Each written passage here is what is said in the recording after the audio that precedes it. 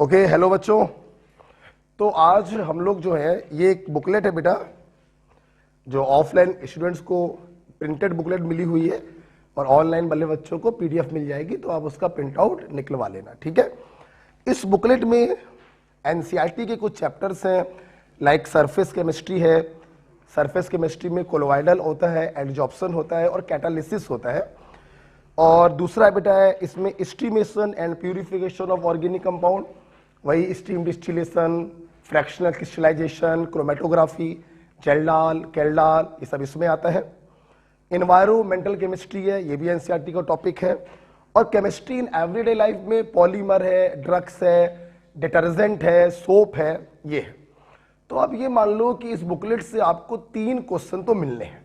अच्छा भाई, और साथ ही साथ इस बुकलेट में 3 क्वेश्चन तो ये आपको मिलेंगे, और ये थोड़ा सा रट्टाफिकेशन वाला टॉपिक है। थोड़ा क्या, अभी मान लो कि 90% जो है रट्टाफिकेशन वाला टॉपिक है। तो इसको मैं आपको वीडियो के द्वारा आपको दे रहा हूं और आपको इसको अच्छे से लिखकर बढ़िया से करना है। ध्यान रखना बच्चों, मैं हमेशा कहता हूं वीडियो देख के रिवीजन नहीं होता है, रिवीजन तो नोट्स देखकर ही किया जाता है। आप पहली बार जब इस वीडियो को देखें, आराम से जहां पे जो लिख रहा है उसको लिखिए और फिर वीडियो को बंद कर दीजिए। जब भी रिवीजन करने का दोबारा मौका लगे तो नोट्स से रिवाइज करिए, ठीक है। अच्छा, तो आज हम लोग चालू करने जा रहे हैं 12th एनसीईआरटी का पहला चैप्टर है। पहला नहीं, मतलब हम जो पढ़ाने जा रहे हैं सरफेस केमिस्ट्री, ठीक है। अच्छा, तो आइए बेटा, सरफेस केमिस्ट्री में जैसा कि मैंने बोला कि 3 पार्ट है, कोलोइडल है, एडजॉर्प्शन है और कैटालिसिस है। तो हम लोग पहले देखने जा रहे हैं कोलोइडल सॉल्यूशन, ठीक है। देखो बेटा क्या है कि एक साइंटिस्ट थे जिनका नाम था थॉमस ग्रैम। थॉमस ग्रैम ने क्या किया बेटा, सब्सटेंस को 2 भागों में क्लासिफाई किया, एक क्रिस्टलॉइड और दूसरा बेटा कोलोइडल। उनका कहना था कि क्रिस्टलॉइड वो होते हैं जिनके क्रिस्टल बनाए जा सकते हैं और कोलोइडल वो होते हैं जिनके क्रिस्टल नहीं बनाए जा सकते हैं। क्रिस्टल मतलब जैसे आपने शक्कर देखी होगी, दानेदार शक्कर होती है, क्रिस्टल के फॉर्म में होती है ना। तो जिनके क्रिस्टल बनाए जा सकते हैं उनको उन्होंने क्रिस्टलॉइड बोला, और जिनके नहीं बनाए जा सकते उनको उन्होंने कोलोइडल बोला। फॉर एग्जांपल आप शुगर ले लीजिए, आप यूरिया ले लीजिए, इनके क्रिस्टल बन जाते हैं, उन्होंने इनको बोला क्रिस्टलॉइड। और कोलोइडल में जैसे स्टार्च ले लीजिए, इनके क्रिस्टल नहीं बनते हैं, इन्होंने इसको बोला बेटा कोलोइडल। लेकिन बहुत जल्द ये जो क्लासिफिकेशन था ये रॉन्ग प्रूफ हो गया। Very soon it proofs wrong. क्यों? क्योंकि ये जो इन्होंने डेफिनेशन दिया है कि क्रिस्टल बनेंगे तो क्रिस्टलॉइड, नहीं बनेंगे तो कोलोइडल, ऐसा कुछ है नहीं। एक्चुअली में हम लोग ये देखते हैं कि कोलोइडल किसी सब्सटेंस का नाम है ही नहीं। कोलोइडल तो बच्चों एक स्टेट है जिसमें किसी भी सब्सटेंस को लाया जा सकता है by adopting the suitable condition. Example के तौर पर देखिएगा, जैसे NaCl है। अब NaCl को अगर आप वाटर में घोलें तो NaCl वाटर में बिल्कुल डिसॉल्व हो जाएगा और आपको एक होमोजेनस सॉल्यूशन मिलेगा। इसे आप कह सकते हो ट्रू सॉल्यूशन। लेकिन बच्चों, अगर इसी NaCl को हम बेंजीन में घोलें तो ऑफ कोर्स बेंजीन एक नॉन पोलर सॉल्वेंट है और नॉन पोलर सॉल्वेंट में NaCl डिसॉल्व नहीं होगा, तो यहां पे आपको एक हेट्रोजेनस मिक्सचर मिलेगा और इस हेट्रोजेनस मिक्सचर को हम कहते हैं कोलोइडल। तो आप देखिए यहां से क्या सीखने को मिला, यहां से सीखने को यह मिला कि कोलोइडल कोई सब्सटेंस नहीं है कि ये कोलोइडल होगा, ये कोलोइडल नहीं होगा। नो, ये क्लासिफिकेशन बहुत जल्द गलत हो गया। कोलोइडल एक स्टेट का नाम है जिस स्टेट में हम किसी को भी ला सकते हैं by adopting the suitable condition. जैसे NaCl को पानी में घोला तो ये कोलोइडल नहीं है, ये ट्रू सॉल्यूशन है। लेकिन उसी NaCl को जब बेंजीन में घोला तो ये कोलोइडल है। अर्थात किसी भी सब्सटेंस को कोलोइडल स्टेट में लाया जा सकता है by adopting the suitable condition. Clear? समझ में आया? तो आप पढ़ लेते हैं। Thomas Graham classified the substance in two types, crystalloid, which form crystals like urea sugar, and colloidal, they does not form crystal like starch, gum और gelatin. इसी में आप लोग ऐसे कर दीजिए, ऐसे ऐसे करके इसके आगे लिख दीजिए, very soon it proves wrong. बहुत जल्द ये क्लासिफिकेशन क्या हो गया बच्चों, रॉन्ग हो गया. ठीक है, तो सही बात क्या है, सही बात आगे लिखी हुई है कि colloidal is not a substance, it is A state in which substance can be brought by adopting suitable method. जैसे NaCl को पानी में घोला, आपको क्रिस्टलॉइड मिला, क्रिस्टलॉइड के ऑब्लिक में लिखिए ट्रू सॉल्यूशन, फिर से ऑब्लिक में लिखिए होमोजेनस सॉल्यूशन. और उसी NaCl को बेंजीन में घोला तो आपको मिला कोलोइड, उसके ऑब्लिक में लिखिए हेट्रोजेनस मिक्सचर. राइट. अच्छा बच्चों, अब देखो इसके बाद आपकी इस वर्कबुक में हमने डिस्टिंक्शन किया है between true solution, colloidal and suspension. अब हमारे पास तीन स्टेट आ गई हैं. एक स्टेट आ गई है ट्रू सॉल्यूशन वाली, एक स्टेट आ गई है कोलोइडल वाली, और एक स्टेट बच्चों हमारे पास आ गई है सस्पेंशन वाली. हमारे पास तीन स्टेट आ गई हैं जिसमें किसी को भी लाया जा सकता है bye adopting the suitable condition. अगर हम लोग बात करें साइज की, तो कोलोइडल का जो साइज होता है वो 10 एंगस्ट्रॉम टू 10,000 एंगस्ट्रॉम होता है. आप जरा अपनी बुकलेट में ध्यान से देख लीजिए, शायद 10 to 1000 एंगस्ट्रॉम लिखा है. एक्चुअली कुछ किताबों में 10 to 1000 एंगस्ट्रॉम ही लिखा है, बट एनसीईआरटी में 10 to 10,000 एंगस्ट्रॉम लिखा है, तो हम एनसीईआरटी की बात मानेंगे. ओके. और अगर 10 एंगस्ट्रॉम से कम है तो हम उसे बोलेंगे ट्रू सॉल्यूशन, और अगर 10,000 एंगस्ट्रॉम से ज्यादा है तो हम बच्चों उसे बोलेंगे सस्पेंशन. क्या बोलेंगे? सस्पेंशन. राइट. अच्छा, true solution do not settle, colloidal settle हो जाते हैं, डू नॉट सेटल, और सस्पेंशन भी सेटल नहीं होते, हो जाते हैं. सॉरी, ये देखिए बेटा, true solution not settle, colloidal भी नॉट सेटल, और सस्पेंशन के पार्टिकल चूंकि बहुत बड़े होते हैं तो ये बड़ी आराम से तली में जाकर बैठ जाते हैं due to gravitational force of attraction. जैसे आपने देखा होगा, आप पानी में शक्कर घोलिए या पानी में नमक आपने घोला था, अभी ट्रू सॉल्यूशन का फॉर्मेशन हुआ था, आप पानी में नमक घोल दीजिए और इस सॉल्यूशन को, ये ट्रू सॉल्यूशन बन गया है, क्रिस्टलाइट बन गया है. आप इसको रख दीजिए 1 घंटे 2 घंटे 1 दिन 2 दिन, क्या ऐसा होगा कि नमक तली में जाकर बैठ जाए और पानी अलग हो जाए? नहीं हो सकता, नहीं हो सकता. हमें एक अलग केमिकल प्रोसेस यूज करने पड़ेंगे इनको सेपरेट करने के लिए. तो ट्रू सॉल्यूशन के जो पार्टिकल होते हैं दे डू नॉट सेटल. अब बात करते हैं कोलोइडल और सस्पेंशन की. इसका भी एक बहुत ही अच्छा एग्जांपल हम आपको दे रहे हैं. ये क्लियर हो गया कि ट्रू सॉल्यूशन के पार्टिकल सेटल डाउन नहीं होते हैं. आप पानी में नमक या शक्कर घोलकर एक ट्रू सॉल्यूशन बना लीजिए और रख दीजिए उसको 2-4 घंटे के लिए. क्या नमक और पानी अलग अलग हो जाएगा? नहीं अलग अलग होगा. They do not settle. ठीक है. अच्छा, अब हम बात करते हैं कोलोइडल की और सस्पेंशन की. एग्जांपल देंगे तो आपको जीवन में कभी ये याद नहीं करना पड़ेगा. जैसे हम लोग क्या करते हैं, कभी कभी नल से पानी भरते हैं और पानी गंदा आता है. पानी क्या होता है? गंदा पानी होता है, मिट्टी आती है पानी में. तो घर वाले क्या कहते हैं कि पानी को थोड़ी देर के लिए थिरा जाने दो, थोड़ी देर के लिए छोड़ दो, पानी साफ हो जाएगा. हाँ, पानी साफ हो जाता है. क्यों? उस पानी में मिट्टी के जो पार्टिकल सस्पेंशन रेंज के होते हैं, बड़े बड़े, वो तो ग्रेविटेशनल फोर्स के कारण तली में बैठ जाते हैं. लेकिन बच्चों, क्या ये पानी हमारे घर पे जो आरओ लगा होता है, क्या उसके जितना साफ हो जाता है थिराने के बाद? नहीं, क्योंकि कोलोइडल रेंज के जो मिट्टी के पार्टिकल होते हैं वो अभी भी पानी में तैर रहे होते हैं. तो नल से भरा हुआ पानी थोड़ी देर बाद थिराने के बाद वो साफ हो जाता है. एक्चुअली में पूरा साफ नहीं होता है. सस्पेंशन रेंज के जो पार्टिकल होते हैं वो तो तली में जाकर बैठ जाते हैं, लेकिन कोलोइडल रेंज के जो पार्टिकल होते हैं वो अभी भी पानी में घूम रहे होते हैं. आप देखिए आरओ का जो पानी होता है और थिराने के बाद जो पानी होता है, क्या दोनों की प्योरिटी बराबर है? नहीं बराबर। हाँ, तो यहां से आप हमेशा ध्यान रखेंगे कि कोलोइडल के पार्टिकल, कोलोइडल वाले जो पार्टिकल होते हैं वो सेटल नहीं होते हैं। आप पानी को चाहे कितने दिन के लिए भी छोड़ दीजिए, लेकिन सस्पेंशन रेंज के जो पार्टिकल होते हैं बड़े होते हैं, ग्रेविटेशनल फोर्स के कारण तली में जाकर बैठ जाते हैं, they are settle down. Okay, तो इसका एग्जांपल दिया हमने, पानी में शक्कर घोलिए, क्या शक्कर बैठेगी? नहीं।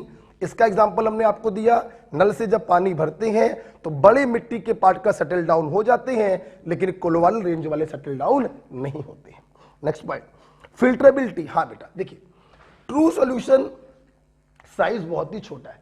साइज बहुत ही छोटा होने के कारण ये एनिमल मेम्ब्रेन और ऑर्डिनरी फिल्टर पेपर ये दोनों से पास हो जाते हैं। सेल मेम्ब्रेन, एनिमल मेम्ब्रेन में भी पोर्स होते हैं, वो पोर्स बहुत ही छोटे छोटे होते हैं, तो ये उससे भी पार हो जाते हैं। लेकिन जो कोलोइडल वाले हैं वो थोड़े से बड़े हो गए, तो थोड़े से बड़े होने के कारण वो ऑर्डिनरी फिल्टर पेपर से तो पास हो जाते हैं, लेकिन एनिमल मेम्ब्रेन से पास नहीं होते। और इनका साइज तो बहुत बड़ा हो गया, ना ये एनिमल मेम्ब्रेन से पास होंगे और ना ये ऑर्डिनरी फिल्टर पेपर से पास होंगे। क्लियर? तो एनिमल मेम्ब्रेन के जो छेद होते हैं तो बहुत ही छोटे होते हैं, फिल्टर पेपर के जो साइज होता है थोड़ा सा छेद बड़ा हो जाता है, तो ये दोनों से पास हो जाते हैं। ये ऑर्डिनरी फिल्टर पेपर से पास हो जाएंगे, लेकिन एनिमल मेम्ब्रेन से पास नहीं होंगे, और ये किसी से भी पास नहीं होंगे। Next point, visibility does not visual. True solution को नेकेड आईज से नहीं देखा जा सकता, इनके पार्टिकल्स को। इनको जब देखने का प्रयास करते हैं तो यहां पर स्कैटरिंग हो जाती है। इस स्कैटरिंग को आप इसी चैप्टर में पढ़ेंगे शायद कल, टिंडल इफेक्ट कहते हैं। तो यहां पर लाइट पास करने पर स्कैटरिंग हो जाती है, ये तो बिल्कुल भी विजुअल नहीं होते। हां, सस्पेंशन के पार्टिकल को हम नेकेड आईज से भी देख सकते हैं। सस्पेंशन के पार्टिकल को हम नेकेड आईज से भी देख सकते हैं, क्योंकि इनका साइज काफी बड़ा होता है। नेचर की बात करें, of course true solution homogeneous होता है। आप देखिए पानी में जब नमक घोलेंगे तो क्या आपको दिखाई पड़ता है ये नमक टहल रहा है, ये पानी टहल रहा है? नहीं दिखाई पड़ता है ना, एक सिंगल फेज आपको दिखाई पड़ती है। तो ट्रू सॉल्यूशन इज होमोजेनस। जबकि बच्चों कोलोइडल भी हेट्रोजेनस होता है, और सस्पेंशन तो आप देख ही रहे हैं हेट्रोजेनस होता है। कोलोइडल हेट्रोजेनस है, मतलब इसमें एक से ज्यादा फेज होती है, बिल्कुल होती है। इस फेज को हम लोग कहते हैं डीपी, और दूसरी फेज को हम लोग कहते हैं DM, dispersive phase and dispersion medium. बच्चों डिस्पर्सिव फेज जो होती है it is equivalent to solute, और डिस्पर्जन मीडियम जो होता है it is equivalent to solvent. जैसे हम इसको ऐसे समझते हैं, जैसे पानी में आपने नमक को घोल के ट्रू सॉल्यूशन बनाया, तो कोलोइडल में पानी के इक्विवेलेंट होता है डीएम, और नमक के इक्विवेलेंट होता है डीपी। इसीलिए बच्चों हम लोग डीएम जो कि सॉल्वेंट की इक्विवेलेंट है, इसे बेटा हम लोग कॉन्टिन्यूअस फेज कहते हैं। आप देखिए पानी जो होगा, पानी, तो पानी एक कॉन्टिन्यूअस फेज है, और उसमें जो नमक के पार्टिकल है वो तैर रहे हैं अंदर। ठीक है, तो जो डीएम होता है वो पानी की तरह है, सॉल्वेंट की तरह है, एक कॉन्टिन्यूअस फेज होता है, और जो डीपी होता है वो सॉल्यूट की तरह होता है, एक डिसकॉन्टिन्यूअस फेज होता है। Is it clear? ओके, तो यही आपके पास में लिखा हुआ है नीचे, dispersive phase it is equivalent to solute and it is a discontinuous phase. Dispersion medium it is equivalent to solvent and it is a continuous phase. Is it clear? तो आप देखिए बच्चों, मैंने आपको पढ़ाया, सबसे पहले थॉमस ग्रेहम साहब आए, उन्होंने सब्सटेंस को क्रिस्टल बनेंगे कि नहीं बनेंगे उस बिहाफ पर दो भागों में क्लासिफाई किया, क्रिस्टलोइड और कोलोइडल। लेकिन बहुत जल्द ये क्लासिफिकेशन गलत साबित हो गया। हमें रियलिटी पता चली कि कोलोइडल कोई सब्सटेंस नहीं है, बल्कि ये तो एक स्टेट है जिसमें किसी भी सब्सटेंस को लाया जा सकता है by adopting the suitable condition. आपने देखा NaCl को पानी में घोला तो हमें ट्रू सॉल्यूशन प्राप्त हुआ, होमोजेनस मिक्सचर। लेकिन उसी NaCl को जब नॉन पोलर बेंजीन में घोला तो वो डिसॉल्व तो होगा नहीं, हमें हेट्रोजेनस मिक्सचर प्राप्त हुआ जिसे हम कहते हैं कोलोइडल। हम लोगों ने यहां पर फिर देखा कि साइज के आधार पर पार्टिकल को 3 भागों में क्लासिफाई किया गया, ट्रू सॉल्यूशन, कोलोइडल और सस्पेंशन। कोलोइडल का साइज 10 एंगस्ट्रॉम टू 10,000 एंगस्ट्रॉम है, उससे ज्यादा तो सस्पेंशन और 10 एंगस्ट्रॉम से कम तो ट्रू सॉल्यूशन। ये सेटल नहीं करते हैं। एग्जांपल याद रखिएगा, पानी में नमक डाल के रख दो तो क्या नमक बैठेगा? नहीं। ये भी सेटल नहीं करते हैं, ये सेटल कर जाते हैं। इन दोनों का एक कॉमन एग्जांपल मैंने दिया, नल से जो पानी भरा जाता है थोड़ी देर के बाद साफ हो जाता है क्योंकि सस्पेंशन रेंज के मिट्टी के पार्टिकल तली में बैठ जाते हैं। लेकिन क्या ये आरओ जितना साफ होता है? नहीं, क्योंकि कोलोइडल रेंज के मिट्टी के पार्टिकल अभी भी पानी में तैरते रहते हैं। हम लोगों ने पढ़ा ट्रू सॉल्यूशन एनिमल मेम्ब्रेन और ऑर्डिनरी फिल्टर पेपर दोनों से पास हो जाता है। कोलोइडल में एनिमल मेम्ब्रेन से पास नहीं होगा, साइज थोड़ा बड़ा हो गया, लेकिन ऑर्डिनरी फिल्टर पेपर से पास हो जाता है और ये किसी से भी पास नहीं होते। इनको देखा नहीं जा सकता, इनमें देखने पर स्कैटरिंग हो जाती है, इनको नेकेड आई से देखा जा सकता है। ये होमोजेनस, ये हेट्रोजेनस और ये भी हेट्रोजेनस। हेट्रोजेनस में यहां पे 2 फेजें होती हैं, dispersive phase equivalent to solute और dispersion medium equivalent to solvent. Okay बेटा, अब हम लोग आगे जा रहे हैं क्लासिफिकेशन ऑफ कोलोइडल। देखो बेटा, हमने कोलोइडल को कई तरीके से क्लासिफाई किया है। जैसे पहला क्लासिफिकेशन है स्टेट के आधार पर कि डीपी और डीएम की स्टेट क्या है, गैस, लिक्विड, सॉलिड। दूसरा क्लासिफिकेशन है डीपी और डीएम के बीच में लगने वाले फोर्स ऑफ अट्रैक्शन के आधार पर। तीसरा क्लासिफिकेशन है डीपी और डीएम के साइज के आधार पर। तो 3 प्रकार से मैंने क्लासिफिकेशन की है। सबसे पहला क्लासिफिकेशन मैं बताने जा रहा हूं on the basis of state, right. देखिए बेटा, बच्चों एक बात बताओ, तुम बताना मैंने सही बोला या गलत। सॉल्यूट इन सॉल्वेंट ये स्टेटमेंट सही है या सॉल्वेंट इन सॉल्यूट ये स्टेटमेंट सही है? सॉल्यूट इन सॉल्वेंट ये स्टेटमेंट सही है। पानी में शक्कर होती है, शक्कर में पानी नहीं होता है। इसलिए बच्चों हम लोग क्या बोलते हैं? हम लोग बोलते हैं सॉल्यूट इन सॉल्वेंट, राइट। तो इसका मतलब है कोलोइडल में क्या बोलोगे?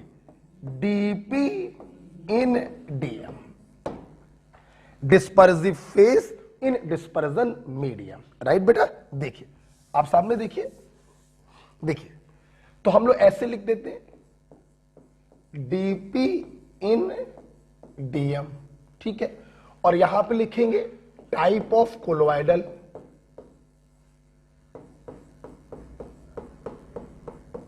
और यहां पे बेटा उसके एग्जाम्पल लिखे होंगे, है ना। जैसे देखो बेटा, अब डीपी भी 3 प्रकार का हो सकता है, गैस, लिक्विड, सॉलिड। डीएम भी 3 प्रकार का हो सकता है, गैस, लिक्विड, सॉलिड। तो यहां पर देखो, मान लो डीपी है गैस और डीएम भी क्या हो सकता है? Gas, liquid, solid. तो 3 प्रकार के कोलोइडल यहां से बन गए। अब हमने डीपी ले लिया, लिक्विड, फिर 3 केस बनेंगे, liquid in gas, liquid in liquid, liquid in solid. अब हमने डीपी ले लिया सॉलिड, फिर 3 केस बनेंगे, solid in gas, solid in liquid और solid in solid. Is it clear बेटा? अब देखो यहां पे आपके एग्जाम में ये क्वेश्चन आते हैं, आपको डीपी बताया जाता है, आपको डीएम बताया जाता है और आपसे क्वेश्चन पूछते हैं बताइए टाइप ऑफ कोलोइडल क्या होगा। तो मेरी बात सुनना बेटा, यही सबसे इंपॉर्टेंट सवाल है। इसको मैंने ऐसे याद कराया है, तेरी फिल्म सुपर फ्लॉप, एक गाना ये बन गया जो पहले वाले के लिए हो गया। कहने का मतलब गैस को गैस में अगर डिसॉल्व करते हैं तो हमें बेटा कोलोइडल मिलता ही नहीं है, हमें एक्चुअली में मिलता है ट्रू सॉल्यूशन। इसलिए बच्चों ध्यान रखना, स्टेट के आधार पर होने चाहिए 9 प्रकार के कोलोइडल, लेकिन एक्चुअली में होते हैं 8 प्रकार के colloidal. Gas in gas colloidal हो ही नहीं सकता क्योंकि ये ट्रू सॉल्यूशन है, क्योंकि बच्चों ये होमोजेनस है। और कोलोइडल क्या होता है? हेट्रोजेनस। अच्छा, फिल्म से बच्चा बन गया फोम और सॉलिड फिल्म से बन गया सॉलिड फोम। ठीक है, तो देखो पहला हमने याद करवा दिया गैस वाला, तेरी फिल्म सुपर फ्लॉप। अच्छा, अब दूसरे वाले को हम ऐसे याद करवाते हैं, अमेरिका इंग्लैंड और जापान, ऐसे याद करवाते। देखो बेटा, मैं चाहता तो पूरा एक गाना बना सकता था, लेकिन मैंने नहीं बनाया। मैंने इस गाने को जानबूझकर 3 टुकड़ों में बनाया। क्यों?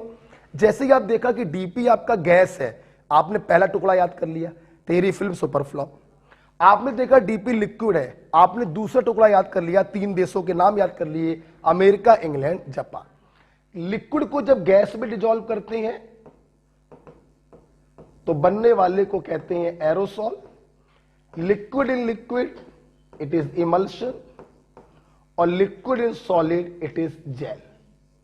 अमेरिका, इंग्लैंड, जापान, राइट बेटा। अच्छा, अब बात करते हैं तीसरे वाले की। देखिए, सॉलिड को जब गैस में डिसॉल्व करते हैं तो हमें मिलता है सॉलिड एरोसॉल। एक्चुअली बच्चों होता क्या है, ध्यान दो सब लोग, एरोसॉल, एरोसॉल शब्द का प्रयोग ही तब किया जाता है जब डीएम एयर हो, जब डीएम गैस हो।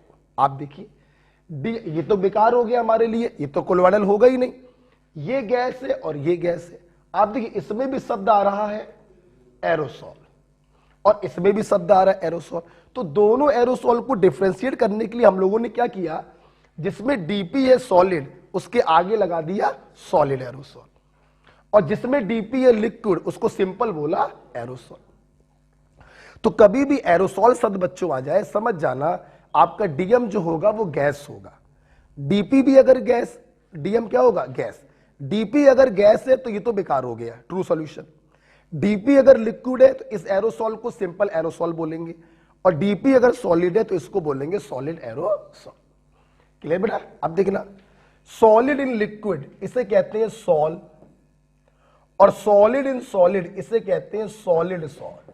तो आप देखिए जरा ध्यान से बेटा, इन तीनों में एस आ रहा है, तो इसे हम याद कर लेते हैं S cube. Solid aerosol, sol और सॉलिड सॉल। मेरे ख्याल से ये 3 वाले जो है वो अगले पेज पर लिखे होंगे। ओके, तो वहां पे एस क्यूब कर लेना। अच्छा, अब बच्चों यहां पर मैं एनसीईआरटी का एक पॉइंट इसको लेके बोलना चाहूंगा। आप देख रहे हैं, जब डीएम आपका लिक्विड है और डीपी आपका सॉलिड है, तो हम लोग शब्द इस्तेमाल कर रहे हैं सॉल। अब ये जो डीएम है ये क्या है? अगर बच्चा ये वाटर है तो इस सॉल को हम लोग बोलते हैं अक्वा सॉल या हाइड्रोसॉल, और अगर ये लिक्विड अल्कोहल है तो इसे हम लोग बोलते हैं एल्कोहसॉल। क्या कहते हैं? आप क्या करिए, आपके अगले पेज पर जो ये तीनों लिखे हुए हैं, तो उसके हाशिए पर एक पॉइंट लिखिए, उसके हाशिए पर एक पॉइंट लिख लीजिए, if DM is water, if DM is water, then sol is called aquasol या हाइड्रोसॉल। एनसीईआरटी के टर्म से बेटा, और कोई बड़ी चीज नहीं है बेटा, है ना। और उसी के नीचे लिख लो, if DM is alcohol then sol is called alcosol. Okay, मतलब सॉल शब्द को ही हमने बस लिक्विड के नाम के आधार पे नाम लगा दिया। अगर लिक्विड आपका वाटर है तो सॉल को बोलने लगेंगे अक्वासॉल, और लिक्विड अगर आपका एल्कोहल है तो सॉल को बोलने लगेंगे एल्कोसॉल। गॉट इट बेटा? अच्छा, देखना। ओके, अब देखिए बेटा, हमने सबसे पहले आपको क्या याद कराया, आपके मेडिकल में जो पहला सवाल आएगा, डीपी बताइए, लिक्विड है। जैसे ही बोला डीपी लिक्विड, तुरंत दिमाग में सेकंड वाला फिगर आ गया, अमेरिका, इंग्लैंड, जापान। अब उन्होंने बोला डीपी आपकी लिक्विड है और डीएम भी आपकी लिक्विड है, तो सेकंड वाले में भी सेकंड वाला आ गया, America, England, emulsion. Type of colloidal is called emulsion. ये देखो फायदा है। उन्होंने बोला डीपी आपका है गैस, जैसी गैस बोला पहला वाला फार्मूला, तेरी फिल्म सुपर फ्लॉप, और डीएम आपका है सॉलिड, तो पहले में तीसरा वाला, तेरी film super flop, solid foam. ऐसे आपने कोलोइडल के नाम याद कर लिए। उन्होंने बोला डीपी आपका है सॉलिड, तीसरा वाला आ गया, तीसरा वाला S cube, solid aerosol, sol और सॉलिड सॉल। दिमाग में आ गया S cube, solid aerosol, sol, solid sol, दिमाग में आ गया। उन्होंने बोला डीपी आपका सॉलिड है और डीएम भी आपका सॉलिड है, तो तीसरे वाले में भी तीसरा वाला सॉलिड सॉल। ये हमने आपको तरीके बताए याद करने के। अब दूसरा क्वेश्चन आपके मेडिकल में बेटा आता है कि वो आपसे पूछेंगे इनके एग्जांपल्स बताओ। आप अपनी बुकलेट में देखिए, जो हम कह रहे हैं उसको अंडरलाइन करेंगे, वही एग्जांपल से भी याद करने हैं, सारे नहीं याद करने। ट्रू सॉल्यूशन तो बेकार हो गया, लेकिन लिखा भी हुआ है होमोजेनस होता है, not a colloidal solution. Foam के एग्जांपल अंडरलाइन करिए, froth, soap, leather, whipped cream. NCERT में 3 लिखे हुए। Solid foam, pumice stone, foam rubber, 2 याद करने हैं। अमेरिका, फॉग, मिस्ट, क्लाउड, तीनों याद करने हैं। England, emulsion, milk, cod liver oil, hair cream, और इसी में आगे लिख लो बटर, उसी के आगे लिखिए बटर, ठीक है, ओके। तीसरा लिखा है जेल, जेल में लिखे हुए हैं चीज, जेली, और इसी में बेटा बटर लिखा हुआ है ना, इस बटर को काट दो क्योंकि बटर चला गया इमल्सन में, और बूट पॉलिश लिखा हुआ है, ठीक है। एक मुझे और याद आ रहा है जो एनसीईआरटी में लिखा है, अमेरिका में जाओ, फॉग, मिस्ट, क्लाउड लिखा है, इसी के आगे लिख लो इंसेक्टिसाइडल स्प्रे, इंसेक्टिसाइडल स्प्रे। बेटा पहले पेज पर है, बेटा पहले पेज चल रहा है, ओके। नेक्स्ट पन्ना पलटेंगे, एस क्यूब में जाएंगे। सॉलिड एरोसॉल में 3 एग्जांपल लिखे, तीनों याद होने चाहिए, स्मोक, डस्ट और वॉल्केनो। सॉल में बेटा बहुत सारे लिखे, आप 2 याद करिए, सेल फ्लूइड और पेंट, सेल फ्लूइड और पेंट। और सॉलिड सॉल में भी 2 याद करिए, कलर्ड ग्लासेस और जेमस्टोन, ओके बेटा। अच्छा सुनना, अब इसी कोलोइडल में लास्ट पेज पे जाइए, खाली पड़ा होगा, शायद पेज नंबर 6, क्या है बताओ जरा, है?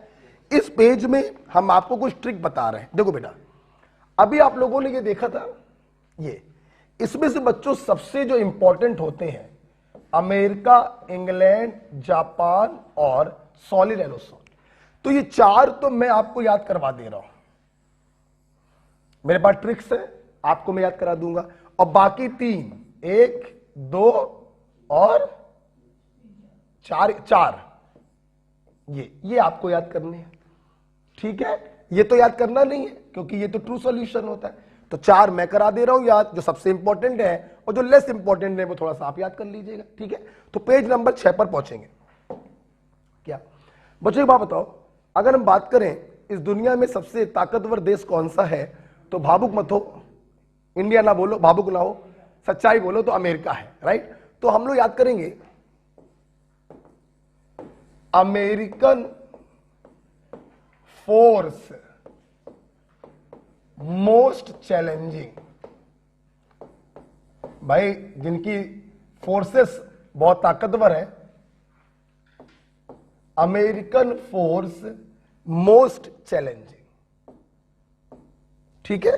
अच्छा देखना बेटा, अमेरिका आप समझी गए हो, अमेरिका का मतलब है अपना, बोलो बेटा, एरोसॉल। सेकेंड वाला है ये, जब डीपी होता है लिक्विड और डीएम होता है गैस, तो इसे एरोसॉल बोलते।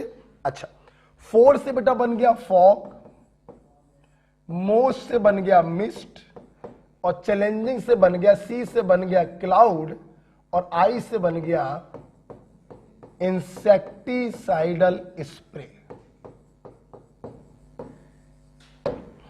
American force most challenging, aerosol के चारों एग्जांपल याद हो गए, फॉग, मिस्ट, क्लाउड और insecticidal spray, right. Next thing बेटा, बेटा एक बात बताओ, आपने कभी लक्ष्मीपति मित्तल का नाम सुना? इनको बेटा हम लोग स्टील किंग कहते हैं। पूरे विश्व में लोहे का सबसे बड़ा कारोबार इन्हीं के थ्रू होके गुजरता है, इन्हें हम लोग स्टील किंग कहते हैं। आल्दो ये इंडियन है लेकिन रहते कहां पर है? इंग्लैंड में। तो इंग्लैंड को इस बात का बड़ा घमंड है कि मित्तल हमारे यहां रहते हैं। तो वहां से मैं ट्रिक बना दी। इंग्लैंड बोला, इंग्लैंड क्या बोला? जोश में बोल रहा है भाई। इंग्लैंड बोला मित्तल लिव्स हियर, मतलब मित्तल हमारे यहां रहते हैं, इंग्लैंड बोला। और बिल्कुल सही बात भी है। इंग्लैंड, ऑफ कोर्स एल लगा लीजिएगा। तो इंग्लैंड से आपका क्या बन गया? इमल्सन। इंग्लैंड से क्या बने? इमल्सन। देखो बेटा, बोला butter, Mittal milk, lips liver oil. और अगर पूरा नाम लिखना है तो पूरा नाम होता है एक्चुअली में कॉड लिवर ऑयल। और हेयर, हेयर क्रीम। तो इंग्लैंड बोला मित्तल लिप्स हेयर, राइट बेटा। नेक्स्ट पॉइंट, अगर बेटा हम लोग बात करें जापान, तो जापान के लोगों को देखा होगा छोटे सा चेहरा, छोटी सी नाक होती है, अलग टाइप के दिखाई पड़ते हैं। और पहले तो मैं जापानीज और चाइनीज मुझे एक जैसे दिखाई पड़ते थे, लेकिन आप समझ गया है दोनों में थोड़ा अंतर होता है, लेकिन फिर भी बहुत से लोग अभी भी जापानीज और चाइनीज को एक जैसा देखते हैं। तो वहां से मैं ट्रिक बनाई है बच्चों, ये लिख लीजिएगा, वीडियो को पॉज करके जहां पे आपको लिख रहा हो वो लिख लीजिएगा, ठीक है। एक ट्रिक बच्चों हमने बनाई है, जापान जाओ चाइनीज बीवी लाओ, चाइनीज बीवी लाओ। बिल्कुल सही बात है, जापान जाओगे वहां बस जाओगे तो चाइनीज बीवी मिलेगी, इसलिए पढ़ लिख जाना, तो हिंदुस्तान में ही रहना और इस देश को डेवलप करना। जापान से आप समझी गए हो, जेल, जेल के एग्जाम्पल, जाओ जेलीज, चाइनीज से बन गया चीज, बीबी से बन गया बूट पॉलिश। ठीक है, माइंड मत करिए इसको, ट्रिक है। तो जेल के एग्जाम्पल हो गए जेलीज, चीज, और चीज के ऑब्लिक में आप कर्ड लिख सकते हो, दही, चीज मतलब पनीर, और बीबी से बन गया बूट पॉलिश। तो जापान जाओ और चाइनीज बीबी लाओ, राइट बेटा। मैंने आपसे वादा किया था मैं एक और याद कराऊंगा आपको, सॉलिड एरोसॉल। इसको याद कराने के मेरे पास कोई ट्रिक नहीं है, मैं ट्रिक बनाई नहीं है एक्चुअली, मैं इसको समझाता हूं। एरोसॉल का मतलब है एयर, डीएम इज एयर, और सॉलिड एरोसॉल का मतलब है डीपी इज सॉलिड। जब सॉलिड के छोटे छोटे पार्टिकल हवा में मिल जाते हैं, एयर में मिल जाते हैं, तो उसे हम सॉलिड एरोसॉल कहते हैं। आप जरा देखिए, धुआं, कारखानों से जो धुआं निकलता है, स्मोक, स्मोक क्या है?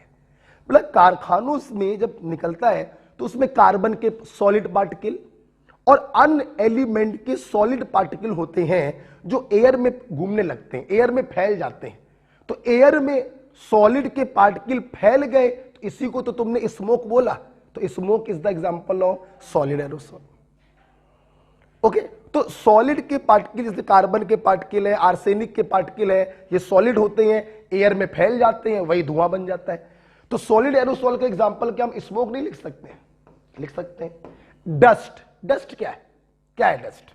धूल क्या होती है? जब मिट्टी के सॉलिड पार्टिकल हवा में मिल जाते हैं, वही तो धूल बन जाती। आंधी क्या है? क्या है आंधी? बहुत तेज हवा चली और बहुत तेज हवा ने धूल को अपने साथ मिला लिया, ये आंधी बन गई, यही तूफान बन गया। तो मिट्टी के सॉलिड पार्टिकल हवा में मिल गए, सॉलिड पार्टिकल एयर में मिल गए, this is also the example of solid aerosol. तो डस्ट लिख सकते हैं। वॉल्केनो, ज्वालामुखी फटता है, फटता है, अंदर से खूब सारा सॉलिड पार्टिकल निकलता है, एयर में फैल जाता है। तो volcano is also the example of solid aerosol, right. तो मैंने 4 याद कराने का वादा किया था, उम्मीद है कि 4 क्या हो चुके हैं याद। बाकी 4 आपको याद करना, ध्यान रखना बच्चों, मैंने जो टिक लगाया है अंडरलाइन वही याद करना है, कुछ एक्स्ट्रा एग्जांपल लिख के याद करने की जरूरत नहीं है, हमें एनसीईआरटी के अकॉर्डिंग चलना है। पहला क्लासिफिकेशन बच्चों क्या हो गया है, खत्म हो गया है। ठीक है, अब हम लोग बात करेंगे दूसरा क्लासिफिकेशन की, on the basis of interaction between DP and DM. तो इंटरेक्शन के आधार पर कोलोइडल दो प्रकार के हैं बच्चों, लायोफिलिक कोलोइडल और लायोफोबिक कोलोइडल।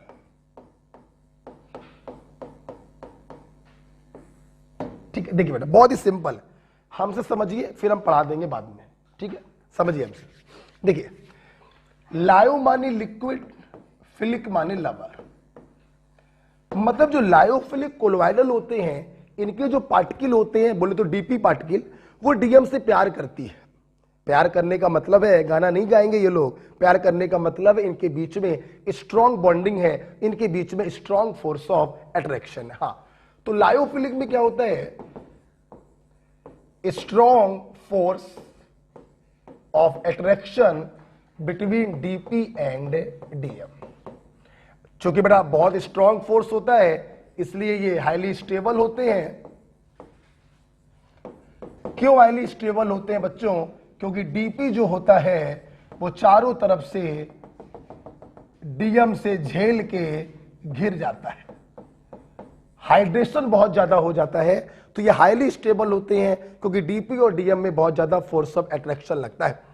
लायोफिलिक कोलोइडल जो होते हैं बेटा, इनको बनाना बहुत ही आसान है, आप इनको घर पर बैठकर भी बना सकते हो।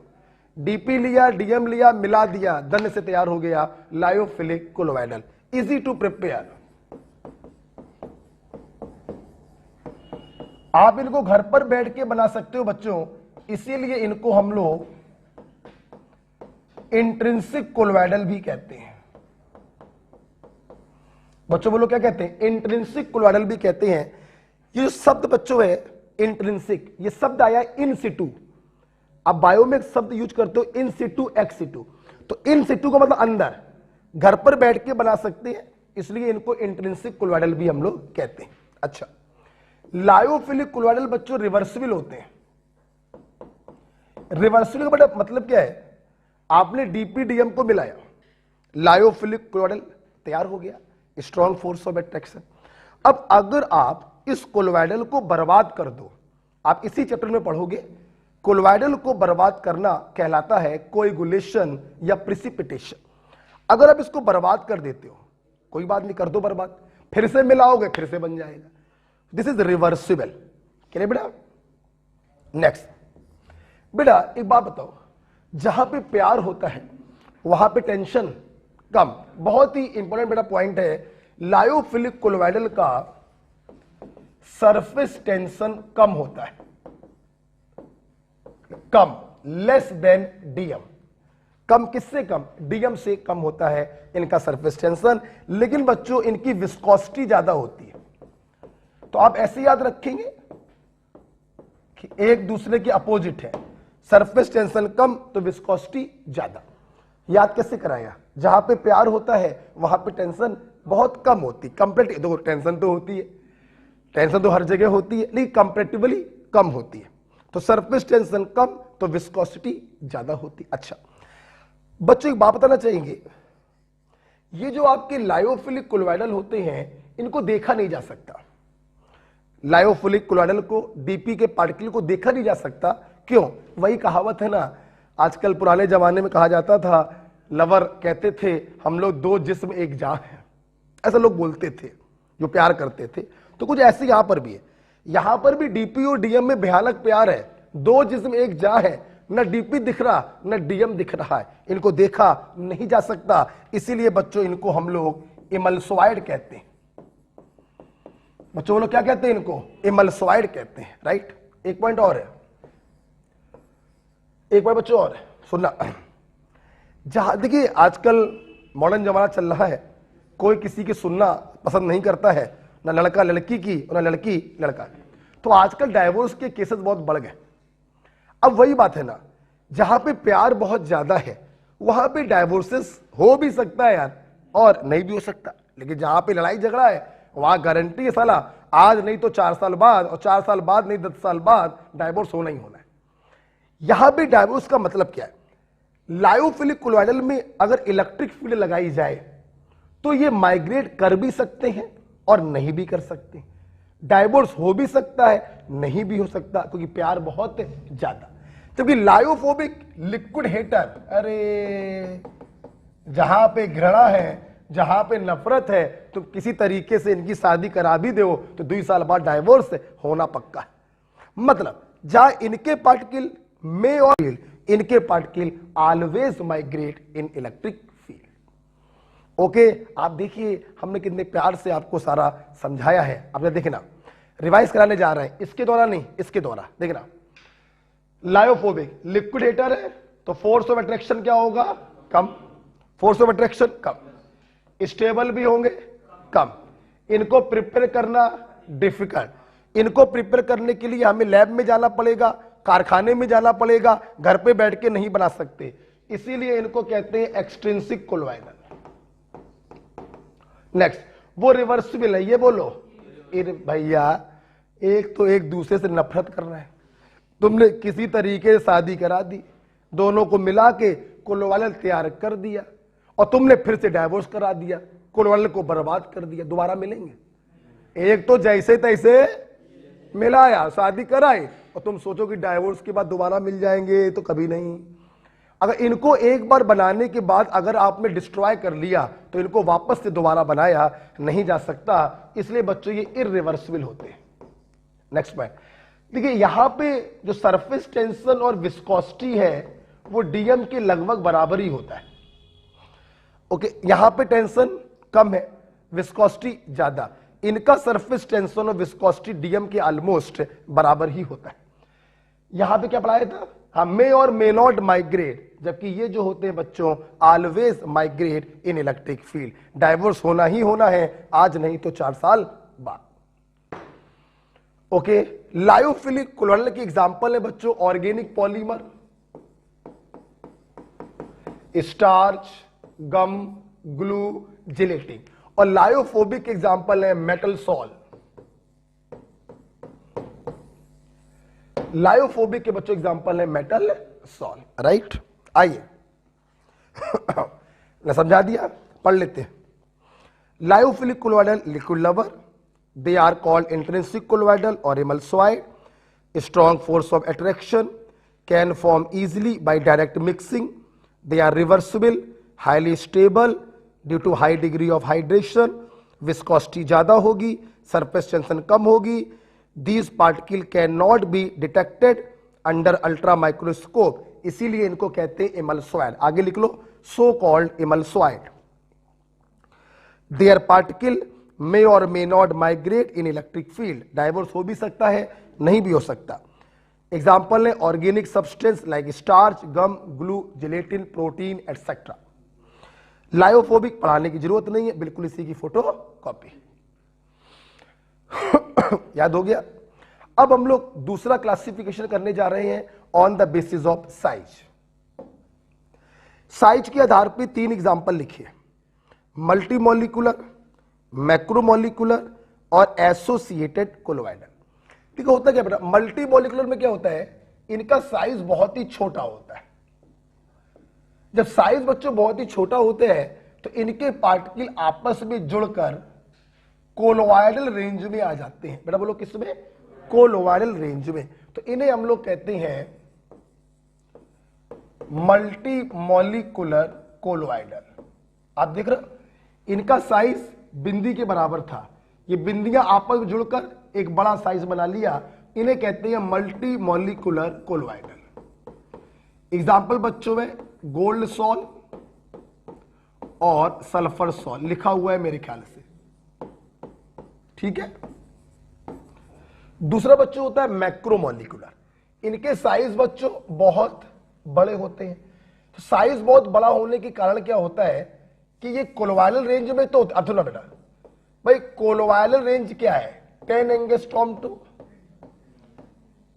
10,000 एंगस्ट्रॉम। सोचो अगर कोई कोलोइडल ऐसा बने जिसका साइज 9,000 एंगस्ट्रॉम के अल्ले पल्ले हो, तो कोलोइडल रेंज में तो ये आ गए, ये काफी बड़े बड़े हैं, काफी बड़े बड़े हैं। तो इसीलिए इनको कह देते हैं हम लोग मैक्रो मॉलिक्यूलर कोलोइडल।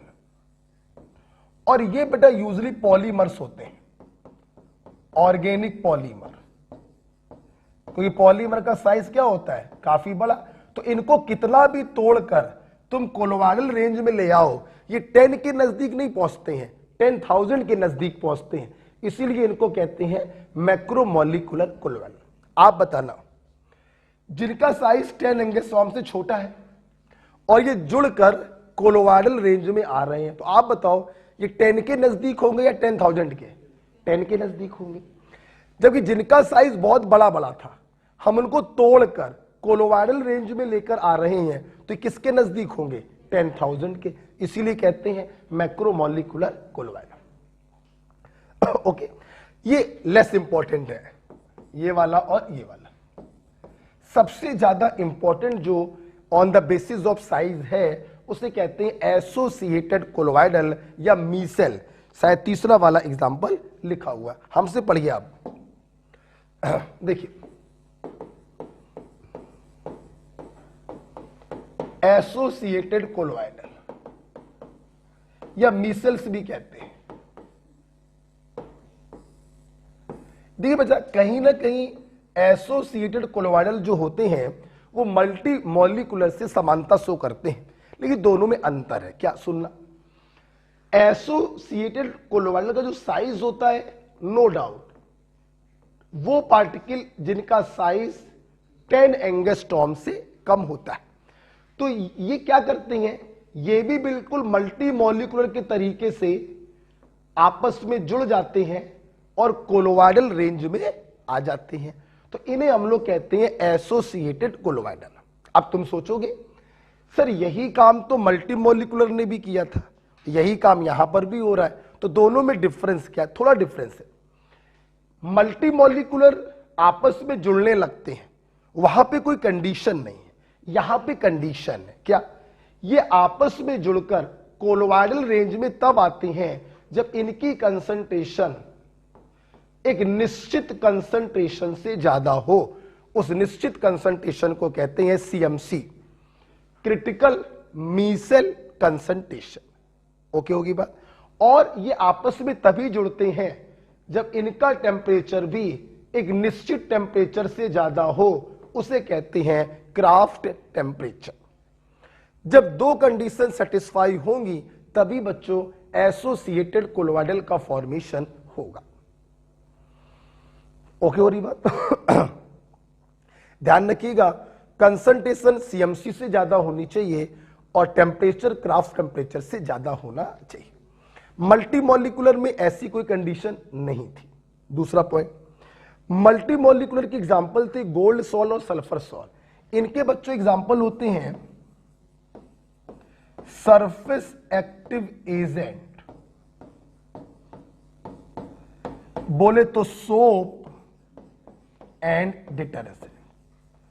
आपको मैं बताना चाहूंगा, सोप के लिए सीएमसी की वैल्यू होती है 10 की पावर -3 टू 10 की power -4 molar.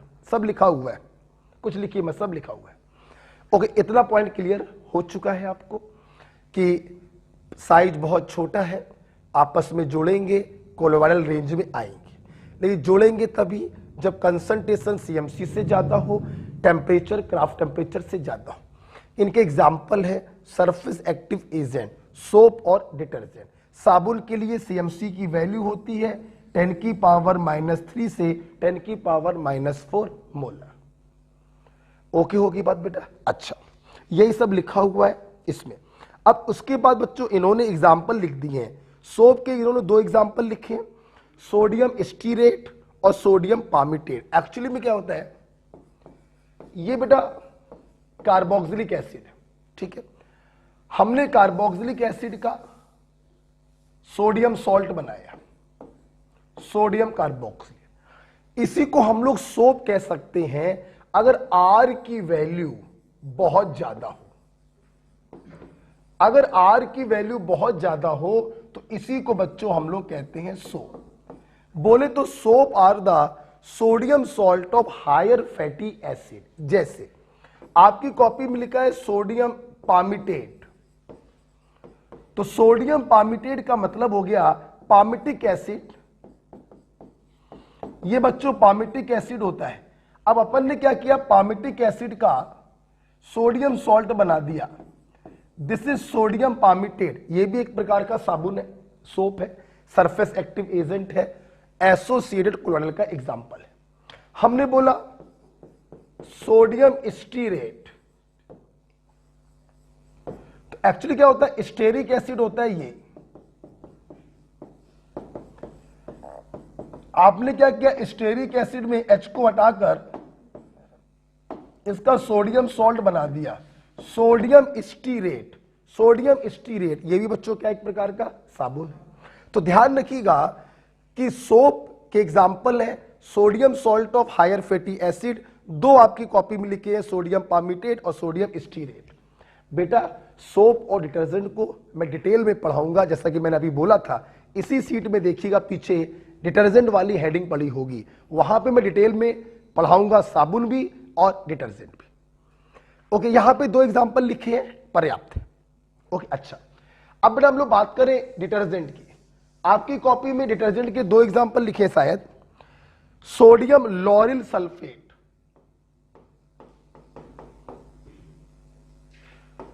Sodium lauryl sulphate C12H25 OSO3Na या SO4Na लिख सकते हो। सोडियम लॉरिल सल्फेट डिटर्जेंट होता है, साबुन में कार्बोक्सिलिक एसिड का सॉल्ट होता है और यहां पे सल्फोनिक एसिड के सॉल्ट लेते हैं। डिटेल में पढ़ाएंगे, परेशान मत हुइएगा, अभी रफली पढ़ लीजिए, कोई दिक्कत नहीं। सोडियम लॉरिल सल्फेट ये हो गया। एक लिखा हुआ है बच्चों सिटाइल ट्राइमिथाइल अमोनियम ब्रोमाइड लिखा हुआ है। देखिए अमोनियम ब्रोमाइड ये होता है, दिस इज अमोनियम ब्रोमाइड। अब हमने क्या किया, देखो हमने इसके चारों H हटाए और चारों H हटाकर हमने 4 एल्किल ग्रुप लगा दिए, 3 लगा दिए हैं मिथाइल और 1 लगा दिया सेटाइल। सेटाइल जो होता है बच्चों वो 16 कार्बन का एल्काइल ग्रुप होता है। तो नाम क्या बन गया, cetyl trimethyl ammonium bromide. This is called this. ये भी एक प्रकार का एग्जाम्पल होता है डिटर्जेंट का। तो देखो बच्चों आपको अभी डिटर्जेंट और सोप में नहीं घुसना है, दो दो एग्जाम्पल लिखे बस, ठीक है, डिटेल में पढ़ेंगे आगे। अभी सिर्फ ये दिमाग में रखना है, associated colloidal, surface active agent इनके एग्जाम्पल है, साइज 10 एंगस्ट्रॉम से छोटा होता है, आपस में जुड़ते हैं, कोलोइडल रेंज में आ जाते हैं। शर्त यह है कंसंट्रेशन CMC से ज्यादा होनी चाहिए, टेम्परेचर क्राफ्ट टेम्परेचर से ज्यादा होना चाहिए। ठीक है, यही सब आपके उसमें लिखा हुआ है। अच्छा आपकी कॉपी में थोड़ी सी मैकेनिज्म भी लिखी हुई है, देखिए देखिए हमने साबुन को लेकर थोड़ी सी मैकेनिज्म दिखाई है। ये साबुन है, साबुन आपने कपड़े में दाग लगा हुआ था, अचार का दाग लगा हुआ था, खाने का दाग लगा हुआ था, आपको दाग को धोना था साबुन में। शर्ट आपने पानी में भिगोई रखी और उसमें आपने साबुन को घिसा। तो जब ये साबुन पानी में गया, चूंकि ये आयनिक कंपाउंड है, ये टूट गया। ध्यान रखना बेटा, गंदगी को साफ साबुन का वो पार्ट करता है जिसमें एल्किल ग्रुप होता है। ये हमारे लिए किसी काम का नहीं है, हमारे काम का पार्ट है ये जिसमें एल्किल ग्रुप होता है। अब हमारे काम के पार्ट में भी दो चीजें आपको दिखाई पड़ रही, एक पोलर पार्ट आपको दिखाई पड़ रहा है। पोलर पार्ट का मतलब है वाटर में लवर होगा, वाटर लवर होगा, इसीलिए इसको कहते हैं हाइड्रोफिलिक पार्ट। और दूसरा पार्ट बच्चों आपको दिखाई पड़ा जिस पर कोई चार्ज नहीं है, नॉन पोलर पार्ट। और नॉन पोलर पार्ट जिस पर कोई चार्ज नहीं है वो वाटर हेटर होगा, तो इसे कहते हैं हाइड्रोफोबिक पार्ट। मतलब साबुन में दो पार्ट हैं, कैटायन एनायन। हमारे काम का वो पार्ट होता है जिसमें एल्किल ग्रुप हो, जैसे यहां पर एनायनिक पार्ट हमारे काम का है। अब हमारे काम के पार्ट में भी दो पार्ट है, जिस पर चार्ज है वो पोलर पार्ट हाइड्रोफिलिक पार्ट, जिस पर चार्ज नहीं है वो non polar part hydrophobic part. आइए हम आपको कपड़े को साफ करना सिखाएं। डब्बा बना होगा, मान लीजिए ये पानी में, ये पानी है, पानी में आपने अपनी शर्ट को डाला और उस शर्ट पे मान लो ये कोई दाग लगा हुआ था। क्या लगा हुआ था बेटा? कोई दाग।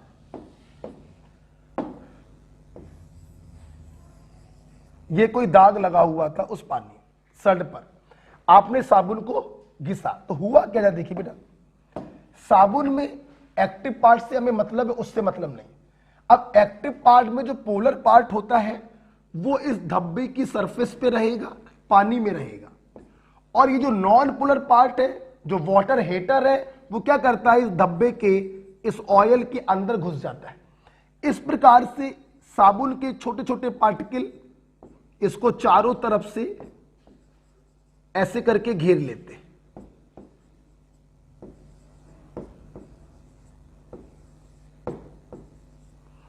घेर लिया बेटा।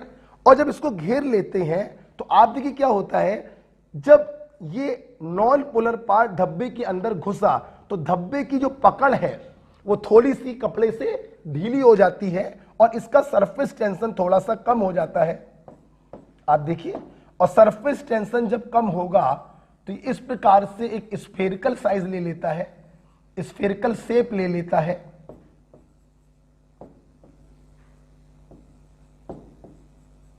इसका सरफेस टेंशन थोड़ा कम हो गया,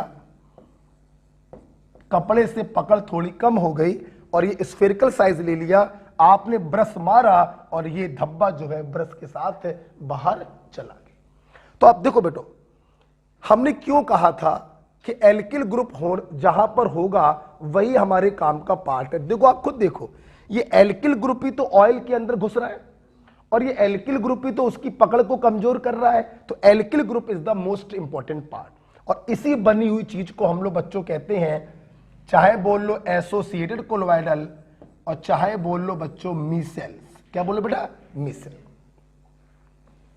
ठीक है, इसी को कहते हैं हम लोग मीसेल। रुक जाओ बेटा। अब मीसेल भी बेटा दो प्रकार की होती है, एनायनिक मीसेल और cationic micelle. Very simple, very simple. अगर एल्किल ग्रुप एनायन के साथ है तो मीसेल पे चार्ज क्या आया? नेगेटिव।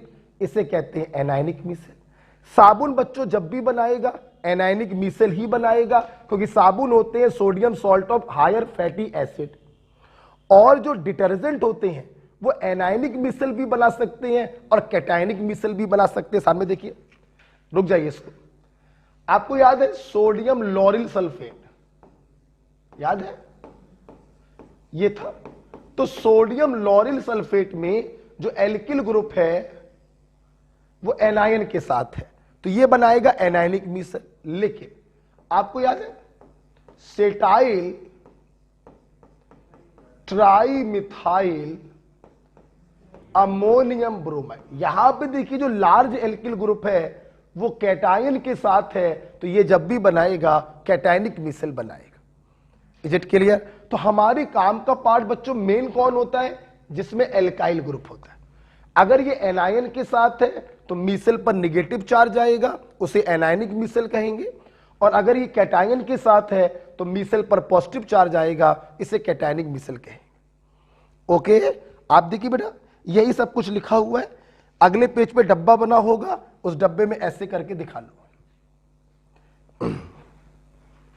बाकी सब कुछ वही लिखा हुआ है, कुछ भी पढ़ने की जरूरत नहीं है। अगले पेज पे डब्बा बना हुआ है, डब्बे को दिखाओ टेढ़ा मेढ़ा करके।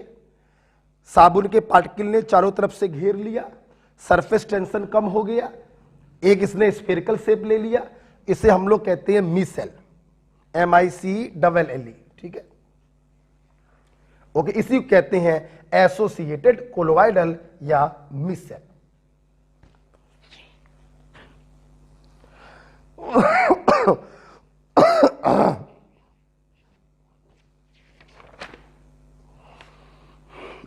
ओके, अच्छा बेटा, पॉज करके बना लीजिएगा, मैं भूल गया था थोड़ी देर के लिए कि मैं ऑनलाइन पढ़ा रहा हूं, पॉज करके बना लीजिएगा, ठीक है। अच्छा आगे बढ़ते हैं। अब बेटा इस प्रकार से सारे क्लासिफिकेशन क्या हो गए, खत्म हो गए। अब हम लोग बात कर रहे हैं मेथड ऑफ प्रिपरेशन की। बेटा एक बात बताओ, सोच के बताना, ये मेथड ऑफ प्रिपरेशन लायोफिलिक के लिए पढ़ोगे या लायोफोबिक के लिए? लायोफोबिक के लिए, क्योंकि लायोफिलिक को तो घर पर बैठ के बच्चा भी बना लेगा ना, डीपी लिया, डीएम लिया, मिला दिया, कोलोनल तैयार हो गया। हम लोग जो मेथड ऑफ प्रिपरेशन पढ़ते हैं उनके लिए पढ़ते हैं जिनको बनाना आसान नहीं है, दैट इज लायोफोबिक कोलोवाइडल। राइट, ये देखिए बेटा, सोचो बेटा, देखो लिखना नहीं है, ये मेरा कोलोवाइडल है जिसका साइज है 10 to 10,000 एंगस्ट्रॉम। सोचो बेटा, जिनका साइज 10 एंगस्ट्रॉम से कम होगा और जिनका साइज 10,000 एंगस्ट्रॉम से ज्यादा होगा, जिनका साइज 10 एंगस्ट्रॉम से कम हो, और एक वो पार्टिकल होंगे जिनका साइज 10,000 से ज्यादा। खुद दिमाग लगाओ, मुझसे क्यों पूछ रहे। जिनका साइज 10 से छोटा है उनको कोलोवाइडल रेंज में लाओगे, जोड़ के लाओगे या तोड़ के लाओगे? जोड़ के लाएंगे, तो इन्हें कहते हैं हम लोग कंडेंसेशन मेथड। बेटा बोलो क्या कहते हैं? कंडेंसेशन। जिनके साइज 10 एंगस्ट्रॉम से कम होते हैं उनको कंडेंसेशन मेथड के द्वारा हम कोलोवाइडल रेंज में लेके आते हैं, और जिनके साइज बहुत बड़े होते हैं उनको डिसइंटीग्रेशन मेथड के द्वारा कोलोवाइडल रेंज में लाया जाता है। तो कोलोवाइडल को बनाने के दो तरीके हो गए, एक कंडेंसेशन मेथड जिनका साइज कम है, और एक डिसइंटीग्रेशन मेथड जिनका साइज ज्यादा है। ओके, हम लोग सबसे पहले पढ़ने जा रहे हैं डिसइंटीग्रेशन मेथड।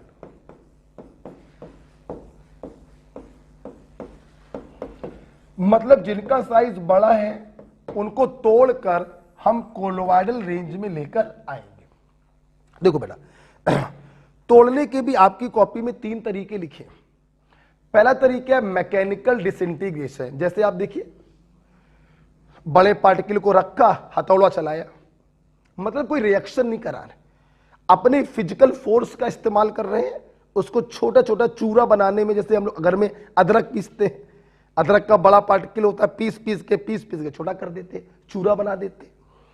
तो फिजिकल फोर्स के द्वारा हमने उसको तोड़ा है और कोलोवाइडल रेंज में लाया है, इसे कहते हैं मैकेनिकल डिसइंटीग्रेशन। जैसे आप देखिए, आप लोग गेहूं पीसते, चक्की थी पुराने जमाने में, चक्की चला रहे हैं और गेहूं जो है वो पिस रहा है, आटा जो है वो बन रहा है, मैकेनिकल डिसइंटीग्रेशन। हम लोग मैकेनिकल डिसइंटीग्रेशन जिस बर्तन में करते हैं, जिस इंस्ट्रूमेंट में करते हैं, उसे कहते हैं बाल मिल या कोलोवाइडल मिल या अल्ट्रासोनिक डिसइंटीग्रेशन। और इसके बेटा एग्जाम्पल है मैकेनिकल डिसइंटीग्रेशन से हम लोग कौन से कोलोवाइडल बनाते हैं। आपकी कॉपी में 2 एग्जाम्पल लिखे हैं, अक्वा डैग एंड ऑयल डैग। देखो बेटा, डैग का मतलब हो गया डीपी इज ग्रेफाइट, अक्वा का मतलब हो गया डीएम इज वाटर। तो colloidal solution of graphite in water, लिखिए मैं सब लिखा है, colloidal solution of graphite in water is called aqua dag, while colloidal solution of graphite in oil is called oil dag. आप सोच रहे होंगे कहां लिखा है, ये पेज नंबर 5 पे लिखा होगा। Point number 8, colloidal solution of graphite in water is called aqua dag, while colloidal solution of graphite in oil is called oil डैग। इसको कैसे बनाते हैं? मैकेनिकल डिसइंटीग्रेशन से बनाते हैं। दूसरा बेटा डिसइंटीग्रेशन है Bredig arc method. Bredig arc method से बच्चों हम लोग बनाते हैं metal sol of platinum gold silver. अच्छा तुम लोग बात बताओ, सोच के बताना, मैंने सॉल क्यों बोला? Sol SQ, solid aerosol, sol, solid sol. तो सॉल कब बोलोगे? जब सॉलिड इन लिक्विड हो, तब है तो सॉल बोलोगे वे। आप देखो जरा, मेटल क्या होते हैं? सॉलिड। और इसको तुम किसी लिक्विड में घोलोगे तो बने हुए कोलोइडल को सॉल ही तो कहोगे, है? बताओ। तो कहीं पर भी सॉल लिखा हो मतलब ये कोलोइडल सॉल्यूशन है। किसका? सॉलिड का इन लिक्विड। ओके, मेटल तो हमने इसलिए लिख दिया because the solid is metal. सबसे इंपॉर्टेंट पॉइंट ब्रैडिक आर्क मेथड में यही होता है कि किसके लिए इस्तेमाल करते हैं Bredig arc method? For metal salt of platinum gold and silver. इसमें बच्चों हम लोग क्या करते हैं? इसमें इलेक्ट्रिक का इस्तेमाल करते हैं। किसका मतलब? बिजली का इस्तेमाल करते हैं। कैसे? देखिए, डब्बा एक बना होगा नीचे, ठीक है, इसीलिए बच्चों हम लोग इसको इलेक्ट्रिक आर्क मेथड भी कहते हैं। उस डब्बे में आपको क्या बनाना है? ब्रैडिक आर्क मेथड आपको बनाना है। देखिए हम लोग क्या करते हैं, एक ये बर्तन लिया, ठीक, जिस मेटल का कोलोइडल बनाना है उस मेटल का इलेक्ट्रोड बना के इसमें डाल देते हैं, और जिस सॉल्वेंट में बनाना है उस सॉल्वेंट को इसमें भर देते हैं, और इसमें हम इलेक्ट्रिक आर्क पास करते हैं। इलेक्ट्रिक आर्क का बेटा बच्चों मतलब होता है भयानक टेम्परेचर। गैस पर रखकर तुम किसी को कितना गर्म कर सकते हो?